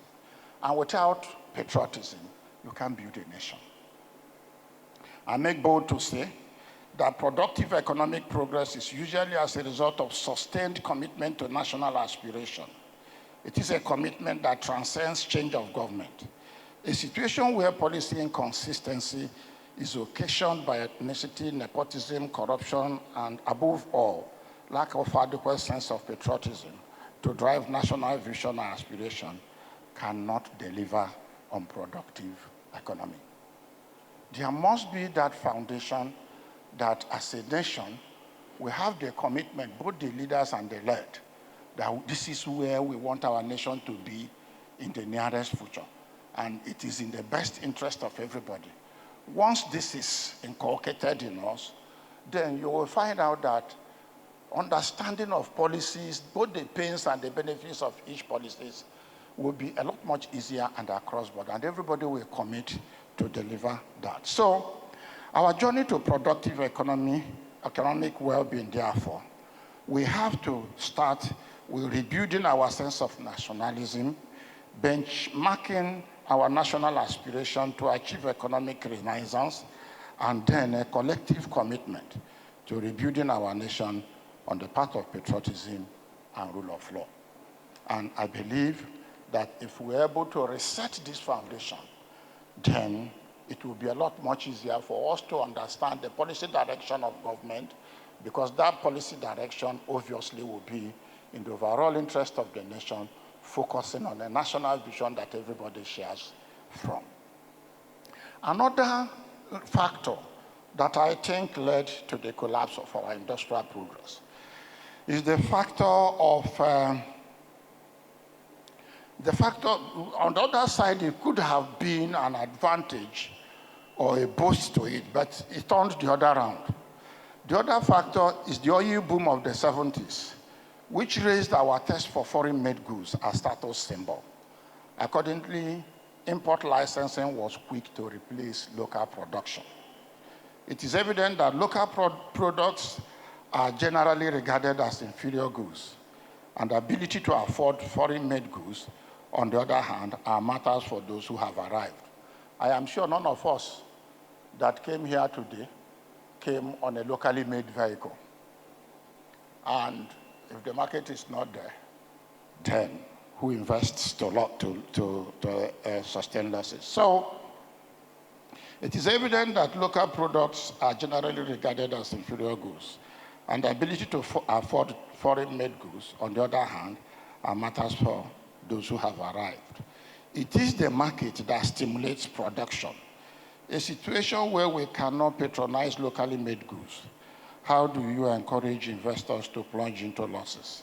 In this regard, effort must be made to encourage the taste for locally made goods as a mark of national pride and as a commitment to secure our future. Finally, Nigeria signing on to the World Trade Organization agreement in December 1994 was another major factor that had collapsed our industrial effort. The World Trade Organization agreement encouraged globalization and trade liberalization, resulting in our economy becoming a dumping ground for cheap goods from abroad, particularly as our underdeveloped infrastructure could not compete with efficient and more cost-effective production systems of the developed world. And I know, and I encourage us, more particularly as it were, that the World Trade Organization agreement had almost collapsed. You find out that every country is going back to itself to actually hold back its economy into its own hand and build it to what it wants it to be. But I know that when we signed into the World Trade Organization, we signed in on about December 1994, and it took effect in 1995, early 1995. Then foreign goods were flooded into the country, and that's when the textile industries in Kakuri collapsed. That's when most of the industries in Ikeja collapsed. That's when Onitsha collapsed. In fact, that's when most of our industrial progress actually collapsed. Because, and I remember one day asking one garment producer in Aba, why wouldn't you go back to what you were doing before? Because he had closed. He said, look, if you produce at 5 naira per garment, and somebody imports to sell at 2 naira per garment, then there is just no way you can compete with that person. And that's what it was. So most industries had to collapse because they could not compete. And if we don't protect our economy, there is no way it can actually withstand a more cost-effective production environment abroad, you know, to actually deliver on the expectations of the market. So there is no gainsaying that every successful local productive economy not only enjoy policy protection, but also enjoy competitive production environment. If you must expect quick turnaround in local production, we must protect our market. We must enhance our infrastructure. We must secure our environment, and so on. I have chosen to highlight just these 3 points only because we have guest speaker who will do justice to the theme of the day. However, I think that the way to go is to acknowledge that our national institutions and our sense of patriotism have been seriously weakened. Therefore, we need to accept the fact that there is no magic that can reverse our economic weakness overnight. It will be misleading for anybody to think that it is a simple task to revise our economic misfortunes. For any meaningful respite to be achieved in a record time, we need the concerted effort of our leaders and the people to commit to a renewed determination to reposition our country on the path that will implant patriotism in the citizens, without which every industrial policy of any government whatsoever will be sabotaged and it will not work. Our people must resolve to accommodate the pains of bold efforts at redirecting our nation, and our leaders must be intentional at rebuilding our nation. This approach worked for China. It worked in Singapore. It worked in Vietnam. It can work for us. Let me therefore use this opportunity to call on all well-meaning citizens of our dear country to support the efforts of President Tinubu's administration to reposition our country on the path of economic renaissance and economic growth. I thank you all. I welcome you all.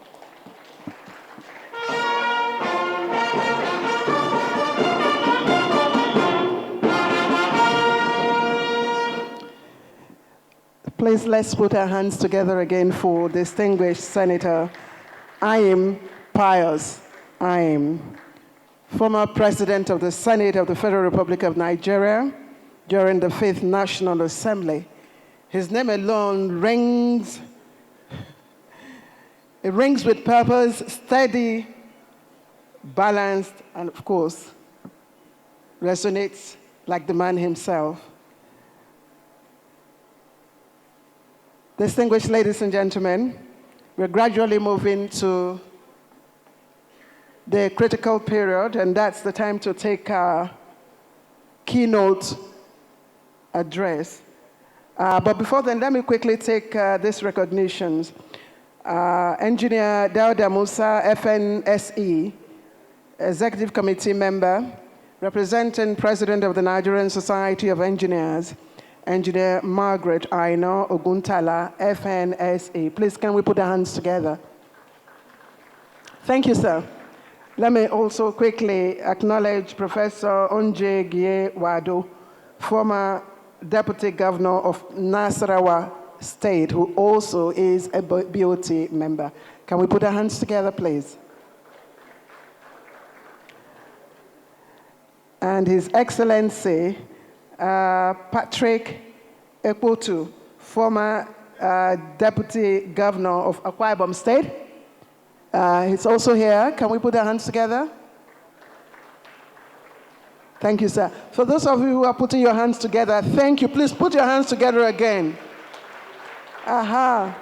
This side of the hall, you're all quiet. Please, can you put your hands together for the Forum of Deputy Governors? Thank you. Thank you. And you know what? Our keynote address will be taken by a very special person.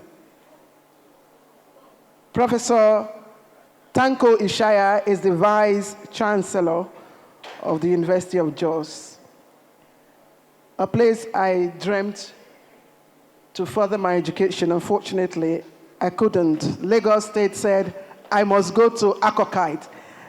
Hello, greatest Akokite. So Professor Tanko Ishaya will be giving us the keynote address. I'm trying to get a bit of his profile. Apart from being the VC of University of Jos, I am also told he's a tech and innovation advocate. Thank you very much, sir. I wanted to say more. Should I continue? I should wait. Please, let's put our hands together for our keynote address, Professor Tanko Ishaya.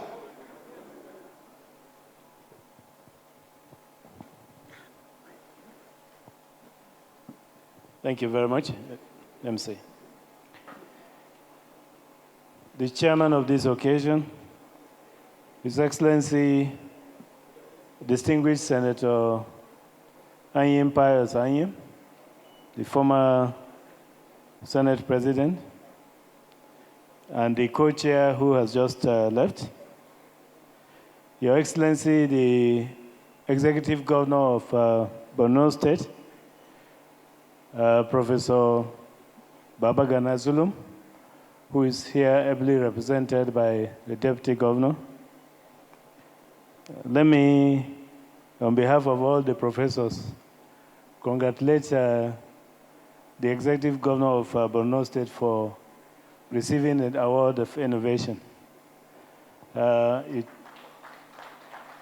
think you should tell him that we are all proud of him, and we are proud of what he's doing in the state. That is what it takes to be a professor and to be a leader. Congratulations, thank you. Your Excellency, the National Chairman, Dr. Chris,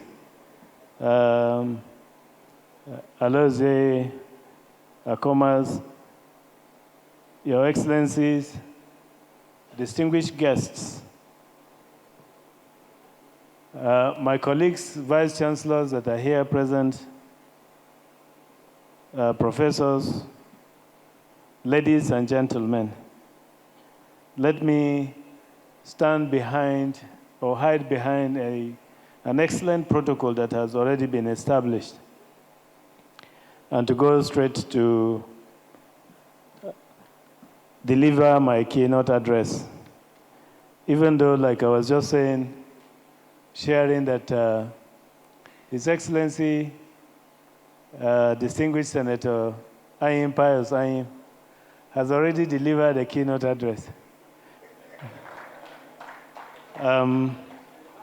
I'm probably just here to, to have a further conversation on the keynote address that His Excellency has delivered.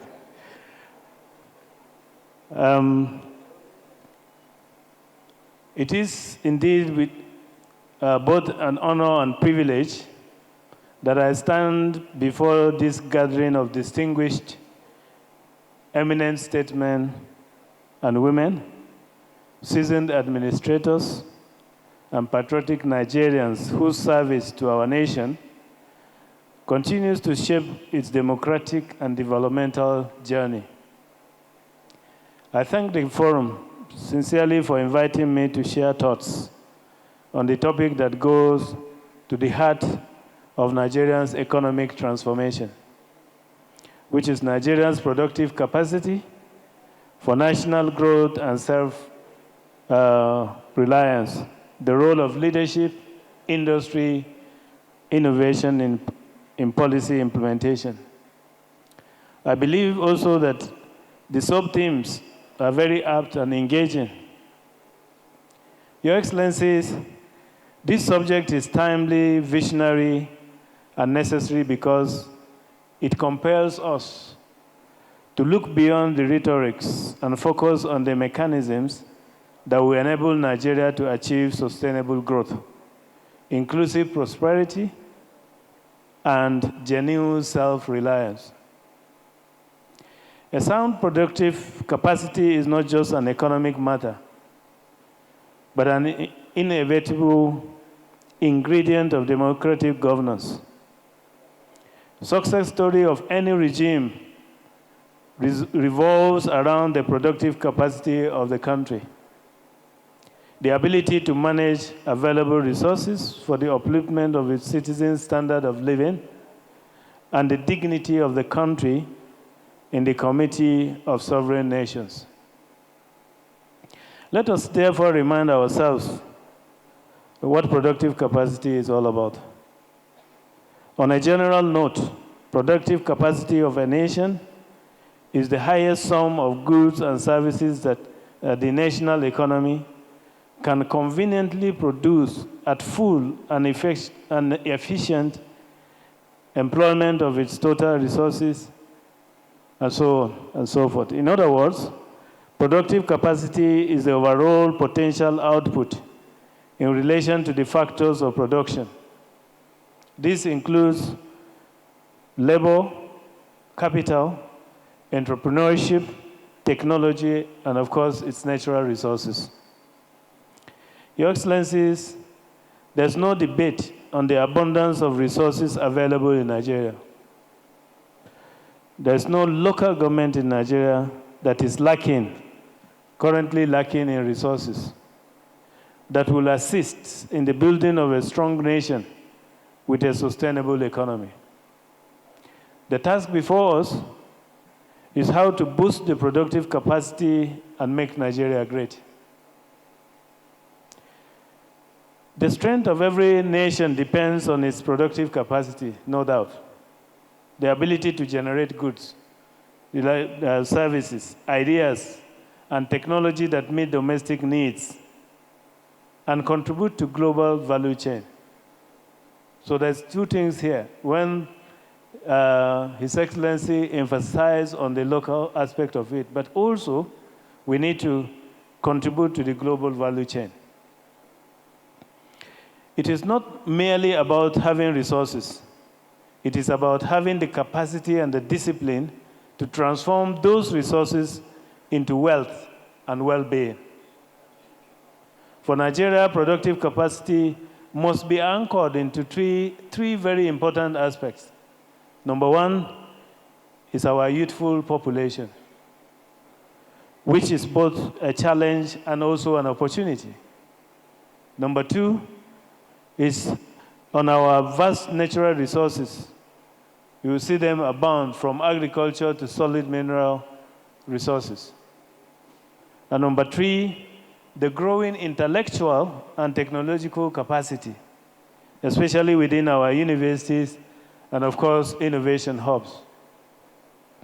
Productive capacity is dynamic and driven by socioeconomic factors, some of which include the following. Number one, the human capital. This is the ability of available workforce to put into action all acquired expertise, knowledge and experience obtained through formal and informal education, apprenticeship and training. The role of educational institutions is curriculum and sensitivity to both the local and, of course, the global challenge is very key. Number two is the physical capital. We are in the digital age. No nation can play down the role of technology in fostering productive capacity. The graduation, and of course, what we have seen to season of artificial intelligence today, is a window for optimization of the nation's productive capacity and resources. The University of Jos is not taking this challenge for granted. We are in the process of establishing a world-class center of artificial intelligence to foster productive production capacity and make us relevant in this dynamic society. The country is in their need of all kinds of state-of-the-art equipment, machinery, tools, and functional infrastructure to enhance physical capacity needed for our desired productive capacity. Number three is policy making. Productive capacity is a function of public policy making.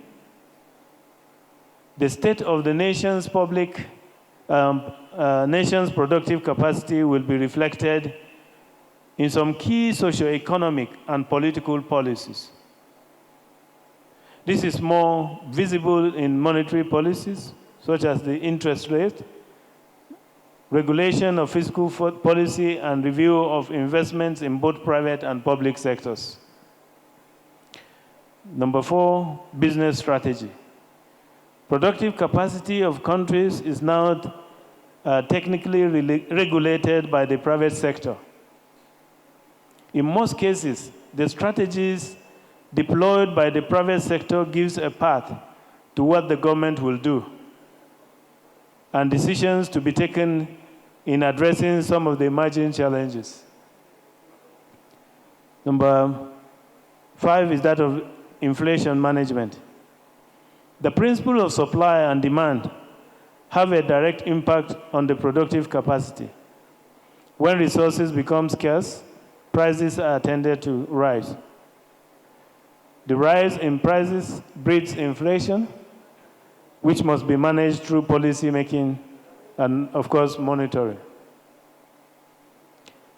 So what are some of the methods of increasing productive capacity? It is a common administrative practice to put in place policies that will increase productive capacity. And of course, just like His Excellency rightly said, we have all the policies. No government is satisfied with a stagnated productive capacity. Long-term and short-term mechanisms are always designed to ensure increasing capacity, productive capacity. While working out strategies for increasing productive capacity in a nation's economy, both the public and the private sectors are always made the point of reference. Economic and political considerations are always critically examined as it affects the private and the public sectors. Globally, most countries' economy is private sector driven, while the public sector serves more like a shadow of the general economy. In this case, we see policies that are of short term, meant to solve some temporary or emerging issues, mitigating against productive capacity of that particular country. This may be maybe the removal of certain tariffs or increasing the tariffs. It may be the tax holiday or ban on certain items in order to allow home products grow with minimal competition. And that is to emphasize the point that His Excellency, distinguished Senator Ayim Pius Ayim has earlier mentioned. Increase in wages, labor-friendly policies, and protection of the weak will promote productive capacity of the country. The comparative advantage production, the country fosters productive capacity by allowing specialization and comparative advantage. This can be done within the country, allowing localities grow their own special products. This may also be extended into international cross-border, allowing people produce what is cheaper and buy what it is produced at a more lower rate. The use of technology is very important.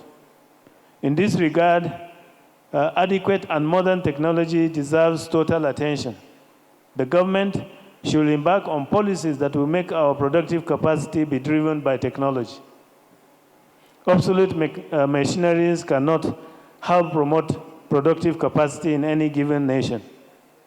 Partnerships, assembly plants, equipment of higher institutions with relevant technology-based equipment are part of the drastic steps government may take at an interim basis, but will have long-term effect on the national productive capacity. Gone are the area of cash and food crops. Every crop is now cash crop. There's no local government in Nigeria without abundance of natural resource in commercial volume. Inasmuch as it is very important that we partner with skilled organizations outside the country to get the best of these resources, we must not look down on the capacity of the local and the traditional initiatives. To make the best use of our national resources in enhancing productive capacity in our university, for example, and many universities, every category of students take compulsory courses in entrepreneurship, information and communication technology. We do not stop at that. We now have most of the universities now have centers of entrepreneurship, and also the National Universities Commission run degree programs in entrepreneurship. Cyber security studies, public administration, and several other courses that will promote productive capacity at both public and private sectors are those that we are supposed to concentrate on. As far as institutions is concerned, government institutions must rise to the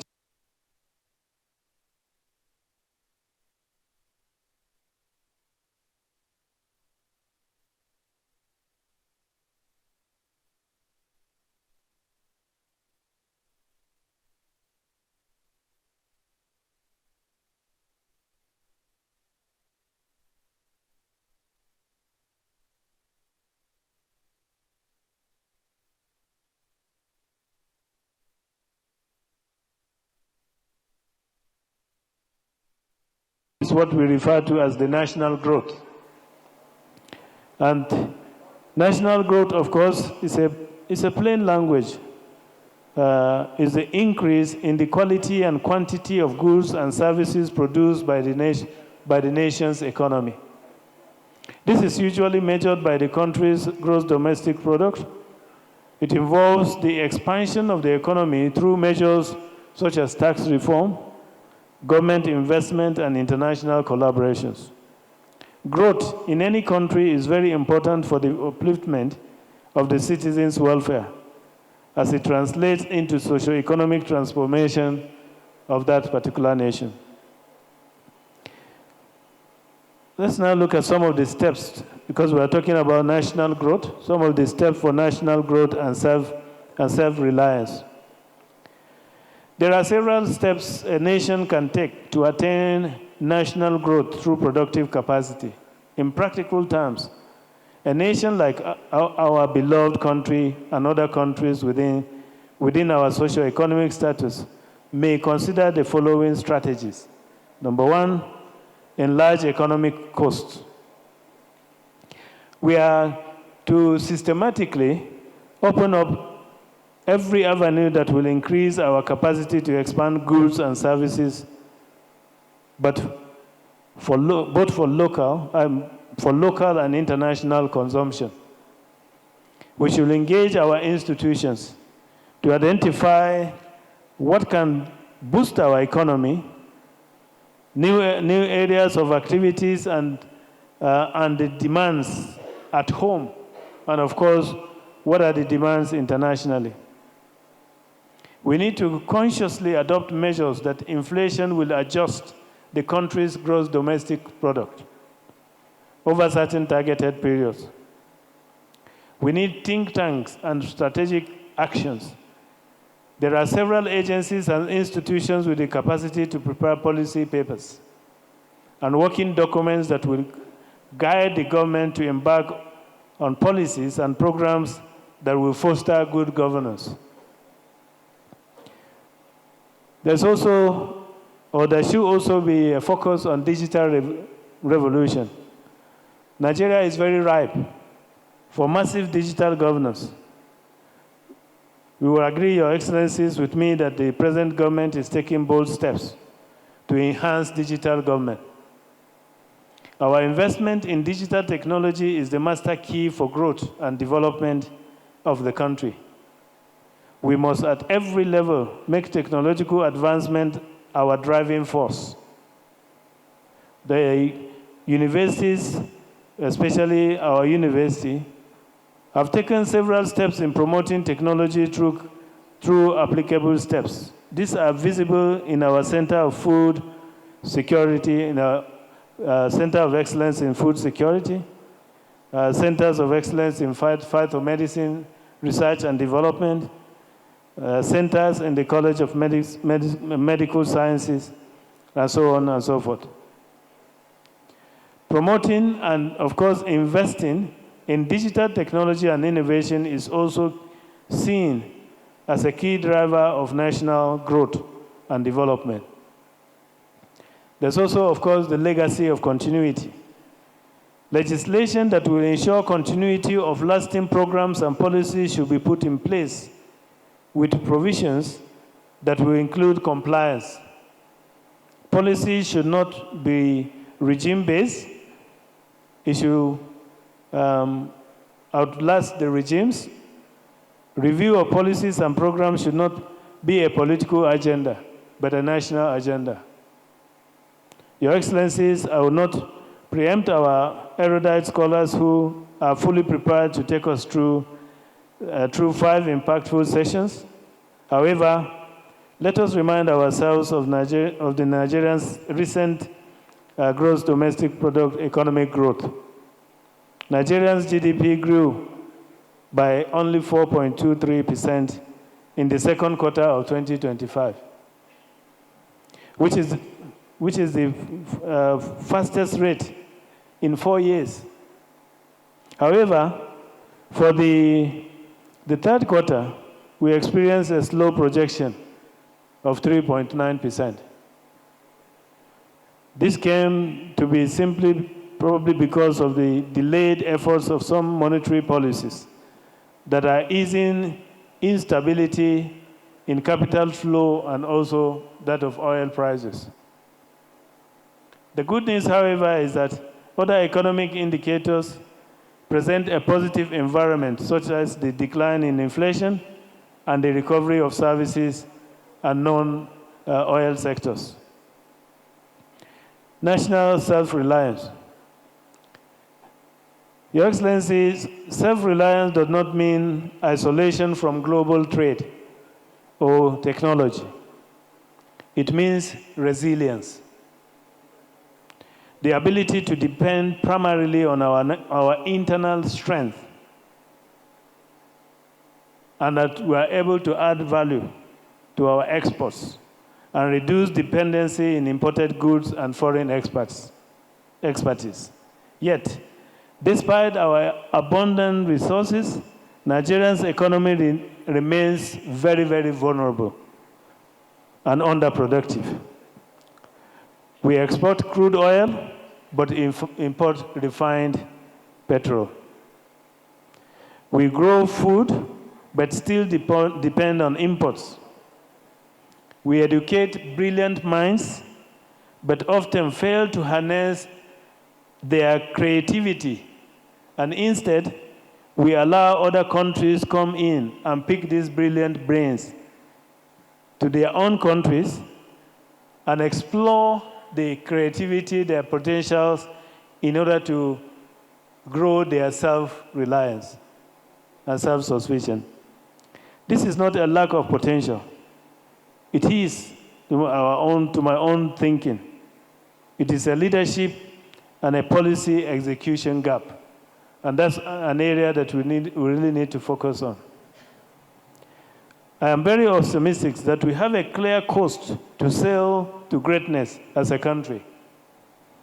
What we need is the political will, the sense of patriotism, identifying resourceful personnel and institutions that will put into use all the potentials in them, and government willingness to accept the professional input without political discrimination.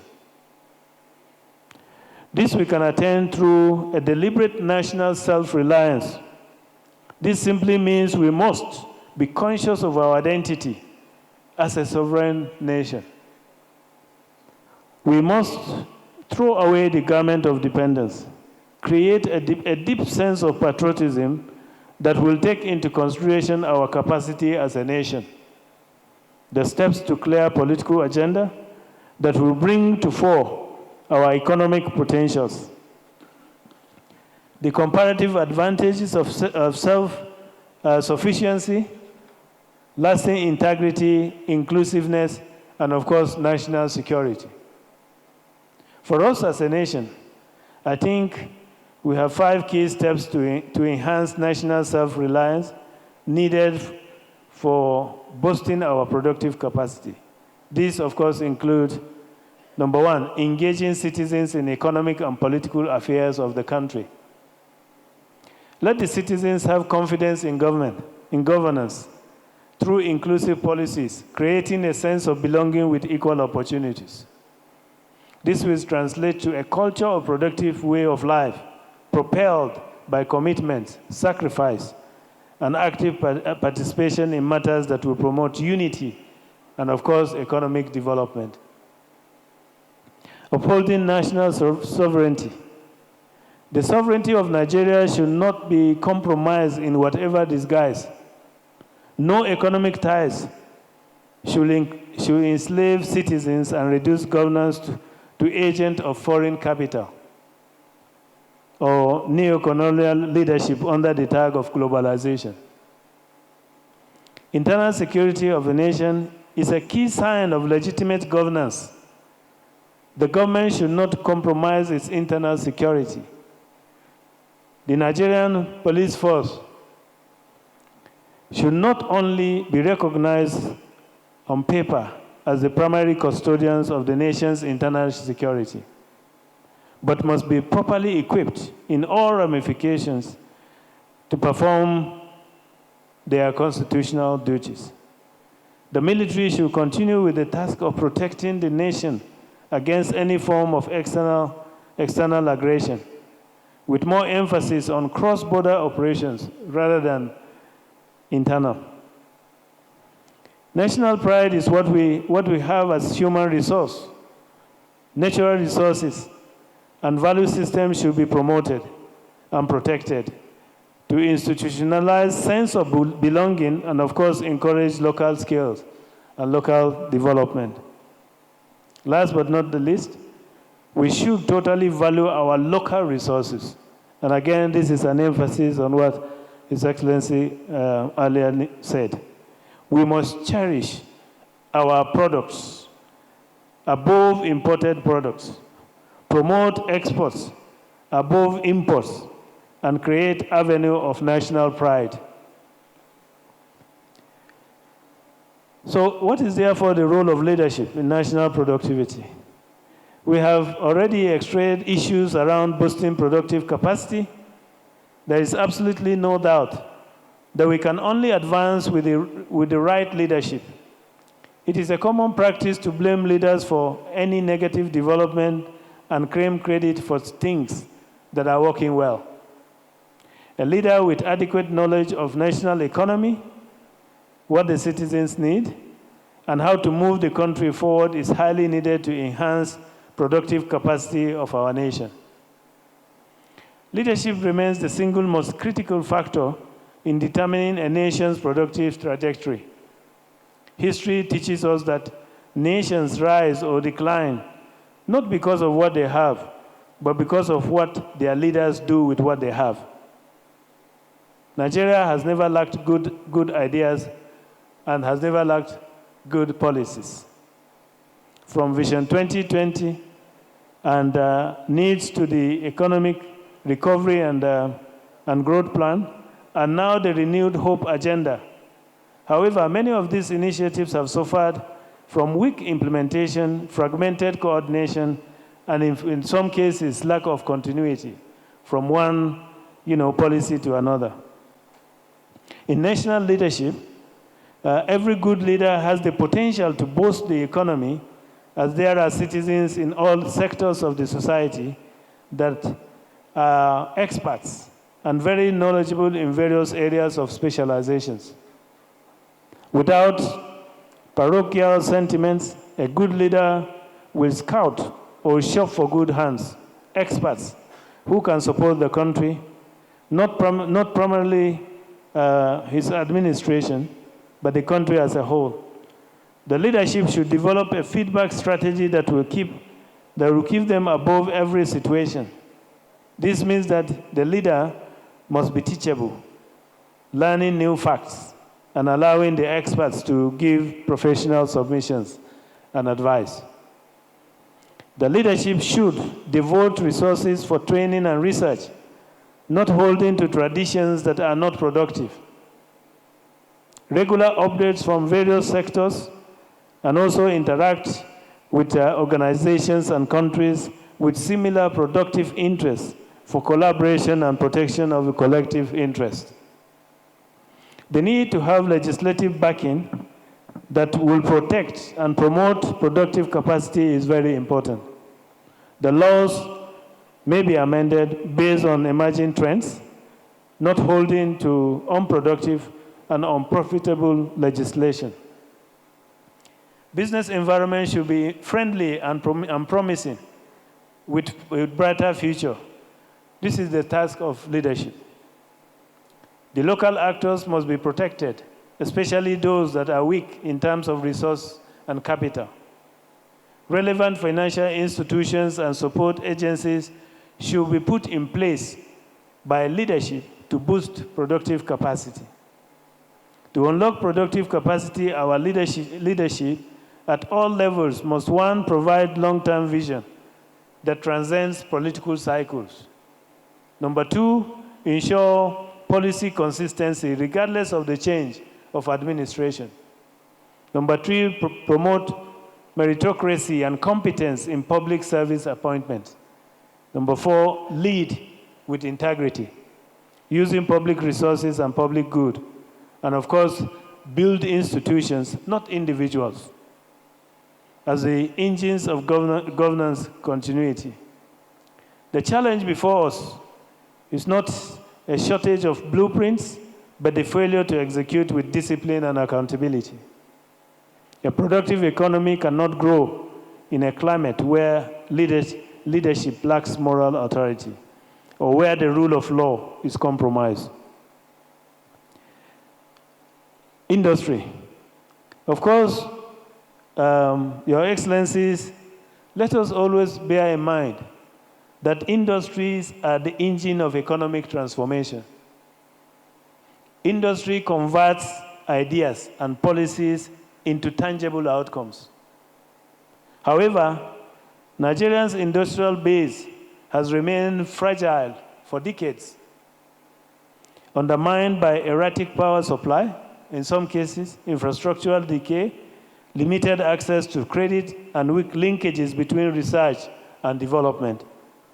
Industries, therefore, have a key role to play in boosting productive capacity in any given country. Let us quickly look at just 5 essential ways industries can boost productive capacity. Number 1, identifying dependable source of raw materials. Industry should be able to identify and sustain a dependable source of raw materials needed for consistent quality production. This will make production chains to be regular and minimize search for alternatives and unstable price, which may force production to stop. Number 2, humane and reliable conditions of service for the workers. This will eliminate rapid migration of workers. We have now seen the JAPA, we are actually on the JAPA syndrome, where we see a lot of workers from various areas actually moving away, and industrial disputes. Hence, productivity will be steady and increase. Job security is very important in boosting productivity. Workers should have hope that they can build a career in their workplace if productivity is to be properly boosted. Number 3, consumer-friendly products and cost is very important. The consumers should be allowed to give feedback, and such feedback should be attended to. This will increase patronage and innovation in the products, as consumers will give accurate information on the need for improvement. Interaction with government for certain support or concessions that will protect the industry against foreign competition. This will keep the industry alive against the tyranny of big industries, who may be enjoying government backing against the local industries. Number 5, cost of production and selling prices of products must be in agreement if the industry want to remain in business and boost production. Specifically, we must redefine industrial policy around productivity and inclusion. We must empower small and medium-scale enterprises, which account for more than 80% of employment in our country. We must reinvigorate manufacturing, particularly in agro-processing, textile, and light industries to substitute imports and also, of course, boost exports. We must create industrial clusters and special economic zones where innovation and production can thrive under shared infrastructure. And of course, we need to strengthen partnership between the universities, polytechnics, and other institutions and industry. We must work within the context of the triple helix to bridge the gap between research and also that of commercialization. A strong industrial base ensures that our raw materials from cassava to cocoa to lithium and crude oil are refined into products that generate jobs, foreign exchange, and of course, technological know-how. Without industries, leadership's vision remains abstract. With it, policy becomes production. On the issue of innovation, of course, innovation is the catalyst of modern productivity. Innovation is the lifeblood of the 21st century in economies. It is what differentiates nations that are merely resource-rich from those that are knowledge-rich. Innovation is not just about technology. It is about creative problem-solving, using science, entrepreneurship, digital tools to address local challenges. In agriculture, for instance, it means precise farming and agri-tech. In health, it means telemedicine and biotech. In governance, it means digital records, e-payments, and data-driven decision-making policies, decision-making in general.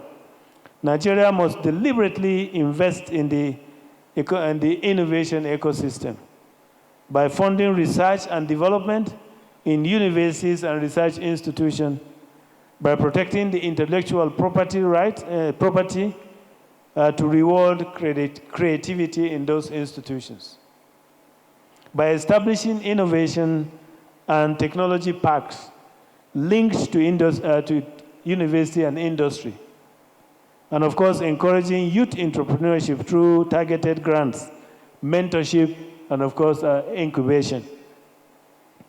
Our young people are Nigerians' greatest untapped asset. With the right support, they can become creators, they can become innovators, and global competitors.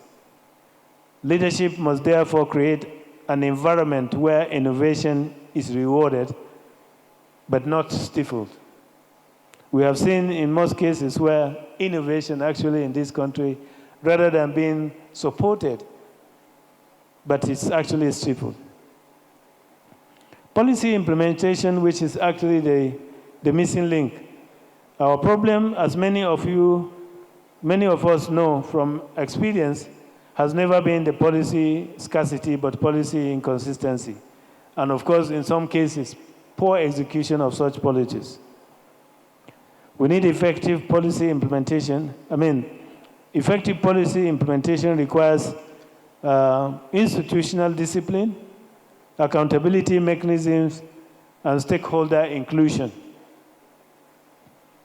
So how can we strengthen productive capacity? And what is the way forward? I think before I make my conclusion, I just thought that we should have thoughts around these areas. To build a truly productive and self-reliant Nigeria, we must consider the following strategic priorities.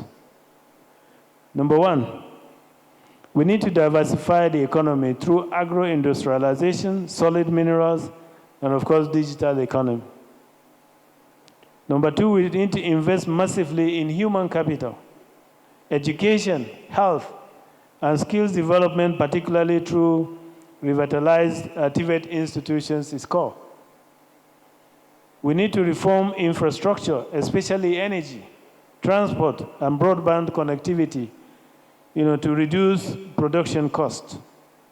We need to promote local content and technology transfer through incentives and protection of indigenous industries. We need to empower youth and women as drivers of innovation and entrepreneurship. We need to institutionalize performance management in public service to ensure accountability in policy delivery. These steps, pursued with sincerity and consistency, will not only expand our productive base.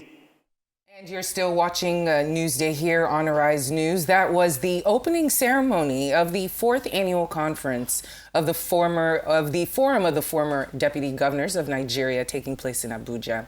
The gathering aims to foster collaboration and share insights on effective governance and policy innovation across the country.